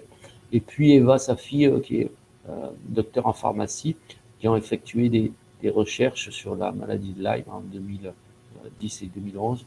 Et donc, elles ont travaillé avec de l'écorce, extrait d'écorce d'herbes d'autoba et des teintures de griffes de chat qui ont été utilisées ensemble et qui élimineraient complètement la communauté des biofilms. Donc, intéressant aussi. Les traitements théoriques abordent ces différents composants, briser la matrice de fibrine protéique avec des enzymes l'imbrokinase, les protéases, les natokinase, briser la matrice de sucre des enzymes comme la sérapeptidase, la bêta-glucanase, la leptidase, tout ça ce sont des enzymes, la cellulase, l'hémicellulase en utilisant des herbes comme l'extrait de canneberge, la berbérine, l'extrait de romarin, l'huile de menthe poivrée, la N-acétylcystéine, qui individuellement ou collectivement peuvent altérer la motilité, l'adhérence, la détection et même tuer les bactéries du biofilm. Donc voilà, on a pas mal de solutions dans ces enzymes-là, dans les huiles essentielles, et puis on a vu la stevia. 5. Lutter contre le stress oxydatif, l'inflammation.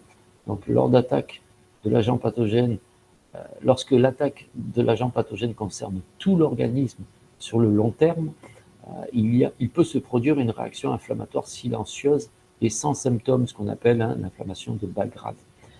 Donc, au cours de la maladie de Lyme, l'organisme est attaqué de toutes parts et souvent par de nombreux micro-organismes, la réaction inflammatoire se fait à bas bruit et devient chronique. Donc cette inflammation chronique a une responsabilité non négligeable dans les symptômes de la pathologie, évidemment. Donc elle induit de la douleur, la baisse de la production d'hormones, perturbation du sommeil, induit de la fatigue, donc et beaucoup d'autres choses. Hein. L'inflammation chronique, on a vu, c'était le lit de nombreuses maladies. Mais voilà, donc c'est quand même. Donc elle génère des composés qui endommagent les cellules, qui provoquent leur vieillissement précoce et accéléré. Hein. Ce sont les radicaux libres, on a vu sur la formation. Donc l'inflammation devient elle-même une toxine endogène. Donc, et elle va s'additionner à celle générée par l'organisme, hein, au fonctionnement de l'organisme et au contact aussi de l'environnement. Donc, les pollutions, les métaux lourds, les pesticides, les additifs alimentaires, les médicaments, toutes ces choses-là qui vont en plus générer des radicaux libres, en plus de l'inflammation chronique. Donc, c'est pour ça que les réserves antioxydantes de la personne ne sont carrément pas suffisantes et de là, on va apporter des antioxydants, ça peut être la quercétine, ça peut être le resveratrol, ça peut être la vitamine C, ça peut être pas mal de choses. Donc ici, on voit que diminuer l'inflammation et le stress oxydatif, ça a une importance parce que justement, on va avoir des problèmes, de nombreux problèmes de santé, ça va toucher tout l'organisme, du cœur au poumon, au rein, multiples organes, les vaisseaux, les yeux, les systèmes digestifs, les articulations, le cerveau, la peau. Voilà, on va voir que les radicaux libres, ça va avoir un impact défavorable sur tout l'organisme. Et puis, tous les éléments en excès peuvent devenir un radical libre et produire du stress oxydatif. Donc ça, c'est voilà tout ce qui permet aussi de générer plus de stress oxydatif que le propre fonctionnement du corps. C'est les mauvaises alimentations, l'excès de compléments alimentaires, des gens qui prennent des vitamines, des minéraux, des antioxydants sans raison. Voilà, en prévention, donc ça, il ne faut pas le faire. Le manque d'antioxydants, évidemment, l'utilisation des drogues, alcool, café, tabac en excès, évidemment, pollution de l'air, la sédentarité, le stress, hein, on l'a vu, psychologique, le stress physiologique, hein, mais ça c'est le phénomène inflammatoire chronique, les pesticides, les polluants dans l'eau, l'alimentation morte sans vitalité, donc ça on l'a dit, voilà, le manque d'activité physique ou l'activité physique en excès qui va générer le stress. Donc, on a des défenses antioxydantes, hein, notre corps produit des défenses antioxydantes, dans ce qu'on appelle les sources endogènes, non spécifiques, qui vont avoir multiples actions. C'est l'acide urique. Quand je parlais de ça, des naturaux me disent quoi, l'acide urique c'est un antioxydant, mais il faut l'éliminer, c'est pas bon, ça attaque les os. Ouais, en excès, ça attaque les os. Voilà, on a la goutte, hein, avec les excès d'acide urique, mais il en faut un petit peu, hein, parce que ça stimule le système immunitaire. Donc l'albumine, les méthylionines, la ferritine, la acétylplasmine, le glutathion, le Q10, donc ça, ce sont des sources endogènes non spécifiques qui ont de multiples actions. Et puis les endogènes spécifiques, on les a vus sur la détox. Sur un tableau, j'avais précisé un petit peu, à un moment donné, la méthylation, ce qu'elle va éliminer, le glutathion, ce qu'il va éliminer, la superoxydase, ce qu'elle va éliminer. On avait détaillé tout ça sur un tableau. Voilà. Donc là, c'est les spécifiques. Donc on a la SOD, la superoxydase mutase, le glutathion peroxydase, on connaît très bien maintenant, on en parle beaucoup.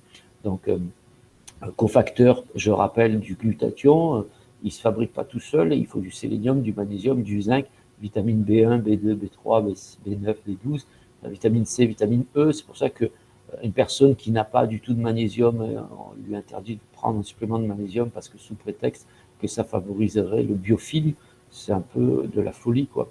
Parce que moi, je préfère favoriser la synthèse de glutathion plutôt que de dire ah non, on ne va pas utiliser ça. Bref, voilà les catalases. Donc les catalases, ce sont des enzymes qui vont justement, on parlait de stress oxydatif, qui vont catalyser, décomposer l'eau oxygénée en eau et en oxygène, en empêchant toutes les accumulations d'oxygéné dans les tissus. Donc là, on parle de EOA. Donc l'acide alpha-lipoïque, qu'on connaît aussi, le Q10, que vous connaissez aussi beaucoup. Voilà, donc ça, ce sont les spécifiques endogènes. Donc les sources exogènes aussi sont des oligoéléments. On a le zinc, le sélénium, le cuivre, le manganèse. On a comme défense antioxydante exogène, donc en dehors de notre corps apportée par les aliments, les polyphénols, les flavonoïdes, comme le resveratrol, les phytoestrogènes, voilà, l'acide lipoïque, l'acétylcystéine, les vitamines du groupe B, le chrome, le magnésium. On a comme piégeurs de radicaux libres, on a la vitamine E, la vitamine C, voilà, donc le calcium, magnésium, toutes ces molécules-là sont très intéressantes. La vitamine C, qui est un excellent piégeur des EAO, donc oxygène actif, alors j'ai plus le mot en tête, mais je l'avais noté, des espèces activées de l'oxygène, voilà, donc c'est très, très important. Ici, je vous ai mis un rappel sur l'apport des antioxydants par notre alimentation, donc il y a un code couleur, c'est comme les fils électriques un petit peu, ceux qui font un peu du câblage informatique, il y a un code couleur, ben là c'est pareil, il y a un code couleur, donc on sait que le jaune-orange, ça apporte tel type d'antioxydants, des polyphénols, caroténoïdes, voilà, vous avez toute la liste. On va avoir certains effets sur la santé, ben, rôle dans la vision, croissance des os, reproduction, régulation du système immunitaire. Après le bleu indigo, ce sont les anthocyanes, les flavonoïdes, bétanine, les verts des polyphénols avec la chlorophylle, le rouge polyphénol lycopène anthocyanes, marron polyphénol acide phénolinique, voilà, le blanc polyphénol isothiocyanate, sulfate d'aline, enfin, quercétine. Donc voilà, vous avez un code couleur, donc c'est intéressant. Et puis ici, je vous ai mis aussi les aliments les plus riches en antioxydants, ce qu'on appelle l'indice ORAC. Donc ben, oui, on peut apporter de la vitamine C à la personne en supplémentation, en liposomal, c'est la formule la plus adaptée dans le cas d'une pathologie comme la maladie de Lyme. Et puis, on va aussi, par la nutrition, apporter des antioxydants. Donc ça, c'est important à son patient de lui faire comprendre que oui, pendant un petit moment, on va pouvoir apporter des compléments alimentaires, mais par la nutrition, on peut aussi conserver après les bénéfices qu'on a eus avec les compléments alimentaires. Donc, traiter l'inflammation chronique, on l'a déjà vu sur une autre formation. On revient un petit peu dessus. Traiter une inflammation chronique, ben, c'est moduler la cascade des kinases, ça, on a vu ce que c'était. Inhiber les inflammasones, on a vu. Donc, les cascades des kinases et inflammasones, ce sont les deux processus inflammatoires. Réguler les médiateurs lipidiques et les cytokines, combattre le stress oxydatif généré par l'inflammation. Donc, quelques principes bioactifs connus pour traiter l'inflammation chronique. Généralement, les bioactifs inflammatoires ont aussi des principes qui vont lutter contre le stress oxydatif. Donc, de là, on revient sur ce qu'on avait vu, la quercétine, le resveratrol, les fucoïdades, la boswellia, le gingembre, les curcuminoïdes, le clou de girofle. Les oméga 3 aussi sont également des précurseurs des résolvines, des marécines qui sont des protectines connus collectivement sous le nom de médiateurs spécialisés pro-résolution, les MPS, et ces molécules agissent pour résoudre l'inflammation et réparer et restaurer les tissus en leur état initial. Donc tout à l'heure, on avait des protéines de choc thermique, mais aussi les MPS pour retrouver l'état initial du tissu lésé, attaqué voilà, par un virus, une bactérie, un pathogène, ou ne serait-ce qu'une inflammation, des fois générée par un excès de stress oxydatif ou, on l'avait vu, une détertion qui était pas complète, donc ce qui a mené à une inflammation chronique. On avait vu sur l'inflammation chronique les trois processus, donc l'inflammation, le début, la détertion et après la phase de guérison, reconstruction. Donc là, voilà ce que vous avez. Et donc, on sait qu'on va travailler avec la quercétine sur l'inflammasone et la cascade des kinases, donc les deux principes de l'inflammation qui vont activer les médiateurs de l'inflammation, NF-kappa B, toutes ces choses-là. On va ici, le resveratrol, lui, il va inhiber l'activation de l'inflammasone, donc ça c'est un autre processus inflammatoire. Ici, la cascade des kinases, et le médiateur inflammasone, inhibition de la 5-lox, c'est l'inflammasone, inhibition de la cyclooxygénal-cox, c'est le caca inflammasone, inhiber l'inflammasone et médiateur de l'inflammation, facteur de transcription, donc intéressant, le curcuminoïde, clou de girofle, on l'a vu, qui était intéressant, pas que par le génol aussi, donc inhibe l'activation des kinases et médiateur de l'inflammasone. Donc les deux, donc il y a deux sources pour l'inflammation chronique. L'inflammation en général, c'est l'inflammasome et la cascade des kinases. Donc, si vous avez un élément qui régule les deux, c'est très intéressant. Donc, on a le zinc et le sélénium aussi, qui sont des antioxydants et des anti-inflammatoires. Donc, plusieurs études rapportent une association inverse dans le taux de sélénium plasmique et les maladies inflammatoires, sans que le mécanisme de l'effet inflammatoire du sélénium soit complètement connu. Les sélénoprotéines antioxydants vont réduire l'expression des protéines pro-inflammatoires, les TNF, le COX, ça on a vu. Déficit en zinc s'accompagne d'un dysfonctionnement immunitaire et d'une inflammation chronique, en particulier activation de la synthèse des interleukines. Voilà, donc la supplémentation en zinc bloque la NADPH oxydase et la production des espèces pro-oxydantes qui participent à l'expression de NF-kappa B. Ça, on l'avait vu aussi sur le schéma de l'inflammation chronique avec le petit sabot, les IKK, je ne sais pas si vous le rappelez. Voilà, donc ils vont induire les cytokines pro-inflammatoires, dont NF-kappa B. Donc voilà, donc pensez au zinc, sélénium aussi. Les plantes anti-inflammatoires, on les connaît, il y en a de nombreuses, elles sont spécifiques aussi, donc on ne peut pas utiliser n'importe laquelle, donc il faudra joindre l'apport de bioactifs comme à l'apport de bioactifs comme la quercétine, curcuminine et autres plantes anti-inflammatoires adaptées à la situation et à l'organe que l'on doit traiter. Donc on peut utiliser les curcuminoïdes, la quercétine, d'autres le resveratrol, la vitamine C, et on va l'associer à une plante, mais on va chercher une plante qui sera adaptée à ce qu'on veut traiter. On ne va pas prendre n'importe quoi. Donc une plante que j'affectionne particulièrement comme anti-inflammatoire général, c'est le romarin. Elle est facile à utiliser, elle a très peu, voire pas du tout de contre-indication. Elle a une action anti-inflammatoire, antiseptique qui est très intéressante. On a le thé vert aussi, donc il y a des propriétés anti-inflammatoires grâce à sa richesse de polyphénol, ça on avait vu, il ressort à chaque fois le thé vert, les EGCG, donc qui ont un pouvoir antioxydant très puissant. Voilà, attention à la consommation de thé après le repas, ça inhibe l'assimilation du fer, l'absorption du fer. Puis on a d'autres plantes, la reine des prés, le cassis, l'ortie, le saule blanc, qui est l'aspirine naturelle, le romarin, l'arpagophytum dans le cas de douleurs articulaires, l'orthosiphon dans le cas d'œdème, par exemple, élimination d'œdème ou de perte de poids. La personne est en excès de poids aussi, est inflammatoire avec une maladie de Lyme, on va aussi travailler là-dessus, sur la réduction de l'inflammation causée par l'excès de poids. Donc on peut travailler aussi en même temps. Le chien-dent, le pissenlit, la camomille allemande, la guimauve, là, ce qui sont plus des plantes au niveau du système digestif, la réglisse qu'on peut utiliser dans le cas de fatigue chronique pour restaurer la synthèse de cortisol pour les personnes en fatigue surrénalienne. Attention, ça peut, chez les personnes hypertendues, elle n'est pas très conseillée. La bardane pour les inflammations de la peau, voilà, associée à des antioxydants comme je pense l'acide alpha-lipoïque. Et puis les plantes adaptogènes pour la fatigue, soutenir les glandes surrénales et le moral de la personne, la spiruline aussi, la propolis, l'argile verte, les huiles essentielles. Donc on a de nombreux outils anti-inflammatoires. Après, il faut les connaître, savoir bien les placer, bien les utiliser.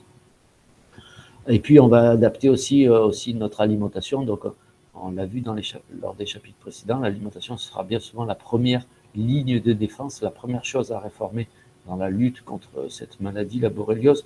On sait très bien que on va commencer par supprimer la consommation des sucreries, des choses très inutiles industrielles, des produits laitiers qui sont pro-inflammatoires, des céréales à gluten qui vont entretenir de l'inflammation au niveau du tube digestif, des graisses cuites qui vont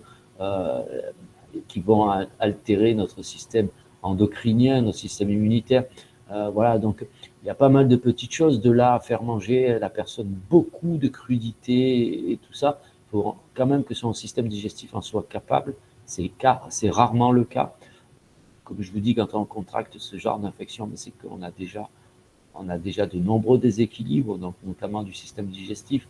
Donc une alimentation riche en crudités, si ce n'est pas possible, des jus de légumes, voilà, apporter des fruits, des légumes frais tous les jours, des oméga 3, par les poissons, alors 2 fois par semaine, de la sardine, du maquereau, mais on va utiliser aussi, on va se faire une petite salade tous tous les jours. Et dans ces petites salades, on va se faire une vinaigrette avec des huiles riches en oméga 3, ouais, donc très important. On va utiliser des huiles d'olive, huile de colza, huile de noix, de première pression à froid, biologique, et qui vont apporter un bon équilibre acido-basique, puis aussi des bons acides gras. Donc réparer l'intestin s'il y a une hyperperméabilité intestinale et corriger la dysbiose évidemment. J'en parle souvent, le régime hypotoxique de Jean Seignalé, c'est quelque chose de simple, facile à mettre en place.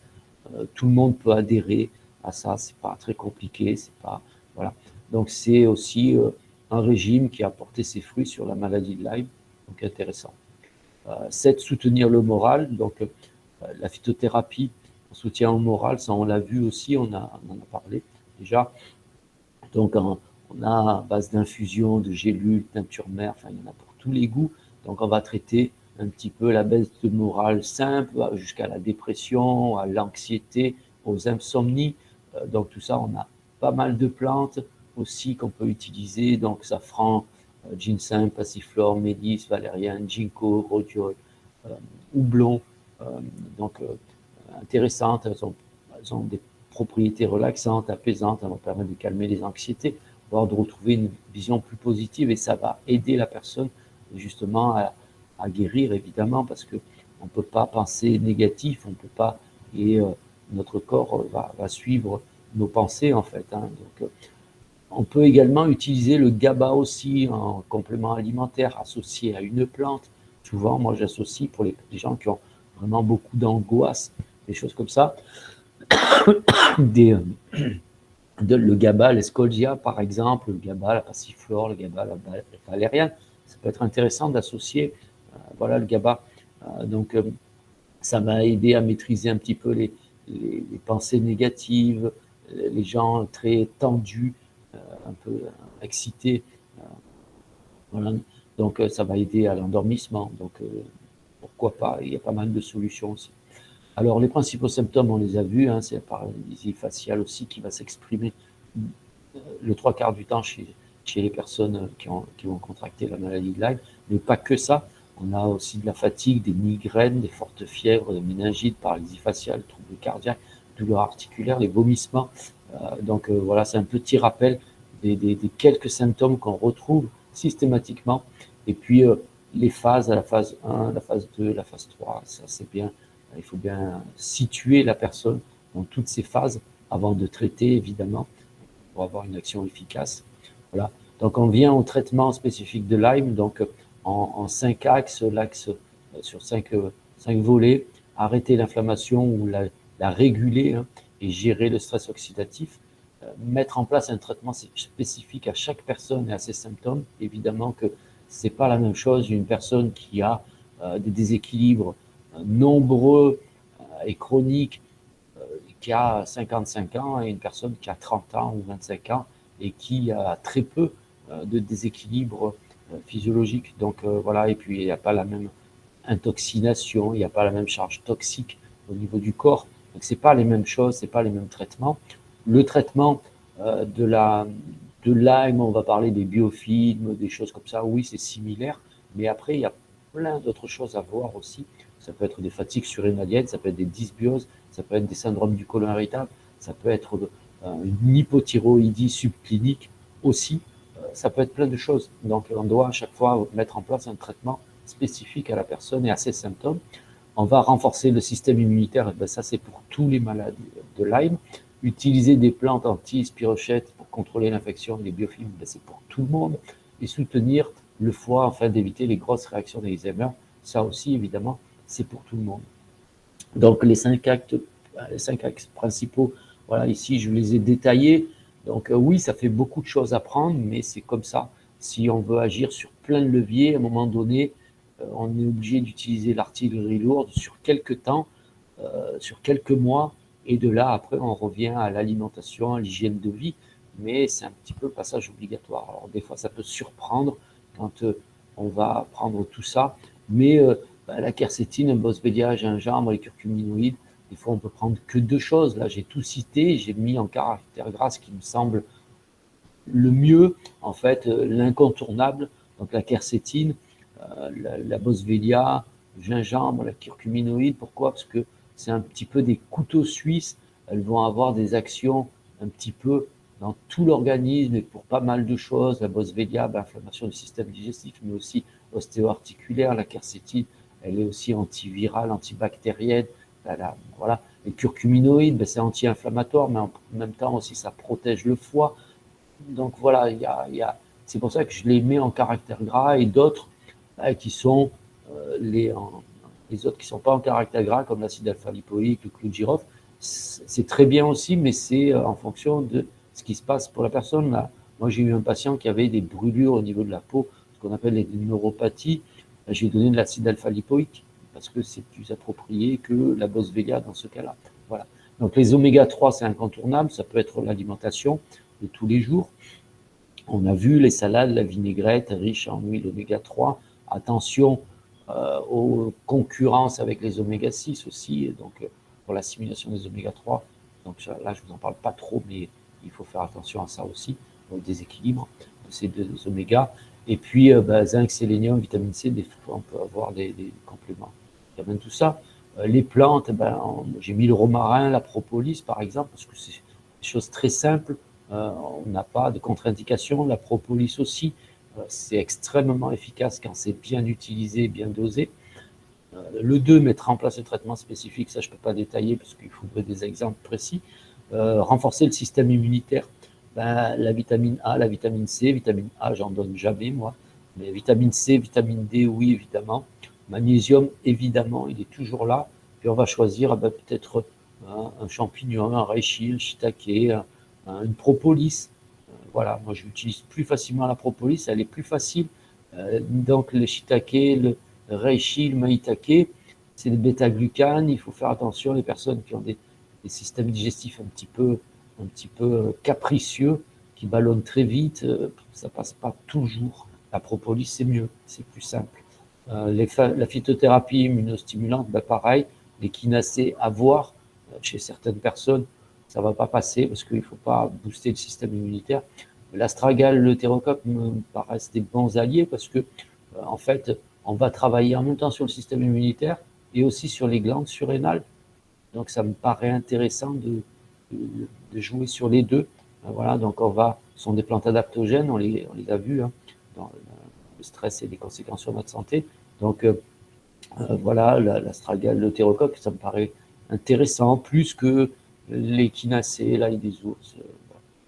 Donc, en 4, on va utiliser des plantes anti-spirochètes pour contrôler l'infection des biofilms. Pour ça, on a les huiles essentielles. On ne va pas les utiliser tout le temps, mais on peut les utiliser. On a la stevia, on a vu, donc on peut utiliser comme l'édulcorant en tisane. On a la sérapeptase, la griffe du chat, la natopeptase, les bêta-glucanes, donc la glucanase, ça c'est un peu les champignons. La N-acétylcystéine, moi j'irais plutôt sur la NAC en association généralement avec du glutathion, par exemple. On a la berbérine, personne qui a un syndrome du côlon irritable, qui a une candidose. La berbérine, elle est beaucoup plus appropriée que tout le reste, que la sérapeptase, que la griffe du chat, que la natopeptase, parce qu'elle a des propriétés anti-candida. Il faut bien penser que tous les gens qui ont contracté la borréliose, très souvent, à cause de l'antibiothérapie, ils ont une candidose, très souvent, c'est les 3/4 du temps. Puis soutenir les réactions d'Alzheimer, donc ça c'est provoqué par la libération massive d'endotoxines, par les bactéries qui sont détruites par les traitements allopathiques ou naturels. Et c'est aussi valable dans le traitement de la candidose, c'est-à-dire qu'on a aussi une réaction d'Alzheimer quand on traite une candidose. Même s'il n'y a pas de maladie de Lyme et qu'on traite simplement une candidose digestive, il va y avoir une réaction d'Alzheimer. Il faut prévenir le patient parce que quand vous allez donner le traitement, les premiers moments du traitement, la première semaine, elle risque d'avoir des fièvres, des sueurs, des frissons, des problèmes, un rythme cardiaque un petit peu perturbé, des palpitations, sensation de soufflement, des douleurs musculaires, articulaires, des maux de tête, des difficultés de concentration, de l'insomnie, des acouphènes, sinusite, des démangeaisons au niveau de la peau, des troubles digestifs, la fatigue, des émotions instables, voilà, toutes ces choses-là. Bon, après, il y a les hallucinations, troubles moteurs graves, convulsions, ça c'est quand même assez rare, mais ça peut arriver aussi. Voilà ce que c'est une réaction d'Alzheimer, c'est-à-dire que Si vous ne préparez pas votre foie à ces protocoles-là, c'est ce qui va vous arriver. Donc, généralement, en fait, la personne qui va utiliser des outils et qui va se retrouver avec ces symptômes-là, généralement, elle va arrêter d'utiliser ces outils, ces plantes ou ces protocoles. Elle va prendre peur, elle va dire « Oh mon Dieu, c'est pire qu'avant, il faut tout arrêter ». Ben non. Donc moi, je préviens tout le temps quand je fais des protocoles comme ça, soit live, soit candida, je dis à la personne, vous allez avoir une réaction d'Alzheimer plus ou moins faible ou forte. Si vous préparez bien le foie, elle sera faible, mais elle sera quand même là. Donc ne paniquez pas, c'est normal et c'est bon signe, ça veut dire que le traitement fait son effet. Donc généralement, je reçois un mail, bonjour Jean-Claude, oui effectivement, j'ai un petit peu de la fièvre, des sueurs, des machins, des bidules, j'ai pas bien dormi, voilà, des petites choses pas trop graves. Merci de m'avoir prévenu, je suis content, le traitement fonctionne. Mais il faut prévenir son patient, parce que si vous ne le prévenez pas, autant il se dit, mon Dieu, qu'est-ce qu'il m'a donné? Et de là, autant il ne vous recontacte plus, et même il vous oublie, il va aller voir quelqu'un d'autre, et c'est dommage, parce qu'il sera en échec. Donc voilà, donc la réaction d'Alzheimer, c'est important de la prendre en compte. Des fois, avant tout traitement, c'est peut-être la première chose qu'on aurait à faire, c'est soutenir le foie pour éviter cette réaction-là. Donc on va utiliser le desmodium, le chardon-marie, l'artichaut, les curcuminoïdes, excellent, l'argile verte, pourquoi pas, le charbon végétal actif, pourquoi pas. J'ai oublié là, désolé, mais le glutathion, évidemment, à mettre dans la liste. Bon, je l'ai mis plus bas quand même, mais là j'aurais dû le mettre. Voilà, donc très important. Et ici, un exemple de prise en charge, voilà ce que je vais donner à la personne. Arrêter l'inflammation, enfin la réguler, gérer le stress oxydatif. Un petit cocktail, la quercétine, la boswellia serrata, les curcuminoïdes, les oméga 3, le zinc, sélénium, vitamine C. Je vais lui donner du romarin aussi. On va prendre la vitamine C, elle est en haut. Donc des fois, ça vous paraît beaucoup, mais il y a des éléments qui sont sur la ligne 1, ligne 3, ligne 4. Donc je remets à chaque fois des éléments qui sont peut-être un peu partout, donc ça ne fait pas tant que ça. Voilà. Mais c'est voilà, le minimum, c'est ça, l'anti-inflammatoire, antioxydant, quercétine, boswellia, curcuminoïdes, oméga 3, zinc, sélénium, vitamine C, les plantes anti-inflammatoires, romarin. On va travailler sur le système immunitaire. La vitamine C, on ne l'a dit pas, on l'a mis tout à l'heure. Vitamine D, on la met. Magnésium, là, on ira peut-être sur de l'astragale, le thérocoque, on va laisser tomber le reishi. On va utiliser les plantes pour contrôler le biofilm, pourquoi pas la NAC, et puis soutenir le foie de la réaction d'Alzheimer, curcuminoïdes ou NAC ou glutathion. Moi, les curcuminoïdes, on les utilise déjà pour réguler l'inflammation, donc on l'a déjà. On va rajouter simplement le glutathion, qui sera intéressant, ou la NAC peut-être, à voir selon la situation de la personne. Vous voyez, donc voilà un protocole qu'on pourra faire. Donc ça ne fait pas tant de choses que ça. Et puis, il y a des choses connues, des protocoles connus, comme le protocole de Bunner. Donc Stéphane Harrod Bunner, maître herboriste d'origine américaine. Il s'agit d'un protocole basé sur la phytothérapie et la psychothérapie, car elle considère à juste titre que la maladie de Lyme a une dimension psychologique, mais toutes les maladies ont une dimension psychologique. C'est pas que la maladie de Lyme, donc de là, il a raison, mais quelque part, c'est pas spécifique à Lyme et qui doit être prise en compte. Donc ça, c'est évident. Donc il a décrit ce protocole dans son ouvrage ici Lyme, Natural Healing and Prevention of Lyme Borealis and Confection, donc paru en 2005. Donc voilà, vous pouvez le lire, c'est intéressant. Mais comme je vous dis, toutes les maladies ont une dimension psychologique, le cancer, les maladies, toutes, mais toutes, absolument toutes. Donc il existe également des protocoles du docteur Dietrich, le protocole du docteur Kinsey-Zhang, le protocole Byron White, c'est pas Barry White, c'est pas la même chose. Protocole aromatique Borrelia de Lyme de Mark Ivo Boening, lui il est exclusivement composé d'huile essentielle pour son anti-infectieux. Vous voyez que ça, c'est des... Voilà. Mais on peut s'en inspirer, mais pour moi c'est un peu vieilli tout ça. C'est un peu poussiéreux, donc c'est bien de revoir un petit peu les choses. Et puis on a des livres pour s'aider aussi, pour les thérapeutes, pour les gens qui sont dans cette problématique, qui n'arrivent pas à en sortir, qui ne rencontrent pas le bon thérapeute, le bon médecin. et ou qui ont envie de se prendre en charge tout seul aussi. Ça peut... Donc on a la vérité sur la maladie de Lyme avec le professeur Perron qu'on présente plus, tout le monde connaît aujourd'hui, c'est un très grand médecin, et puis il est un très grand homme aussi. Voilà, donc il y a un très bon bouquin. Après, Lyme, solutions naturelles, les huiles essentielles, probiotiques, toute la pharmacie naturelle pour lutter contre l'infection. Et puis, un bouquin aussi, docteur Richard Horowitz, Pourquoi je ne guéris pas, soigner Lyme, les maladies chroniques inexpliquées. Donc, ça peut être intéressant aussi, préfacé par le professeur Luc Montagnier. Donc, voilà, je vous ai mis 3 bouquins, il y en a beaucoup d'autres hein, sur le Lyme. Donc, excusez-moi si j'ai oublié votre bouquin préféré, mais je ne peux pas tous les citer. Voilà, j'ai mis des choses qui sont simples, accessibles à tout le monde et puis intéressantes aussi pour les thérapeutes. Voilà, j'ai fini cette présentation sur la maladie de Lyme. J'espère que ça n'a pas été trop compliqué, trop long. Voilà, je reviens avec vous. Hop.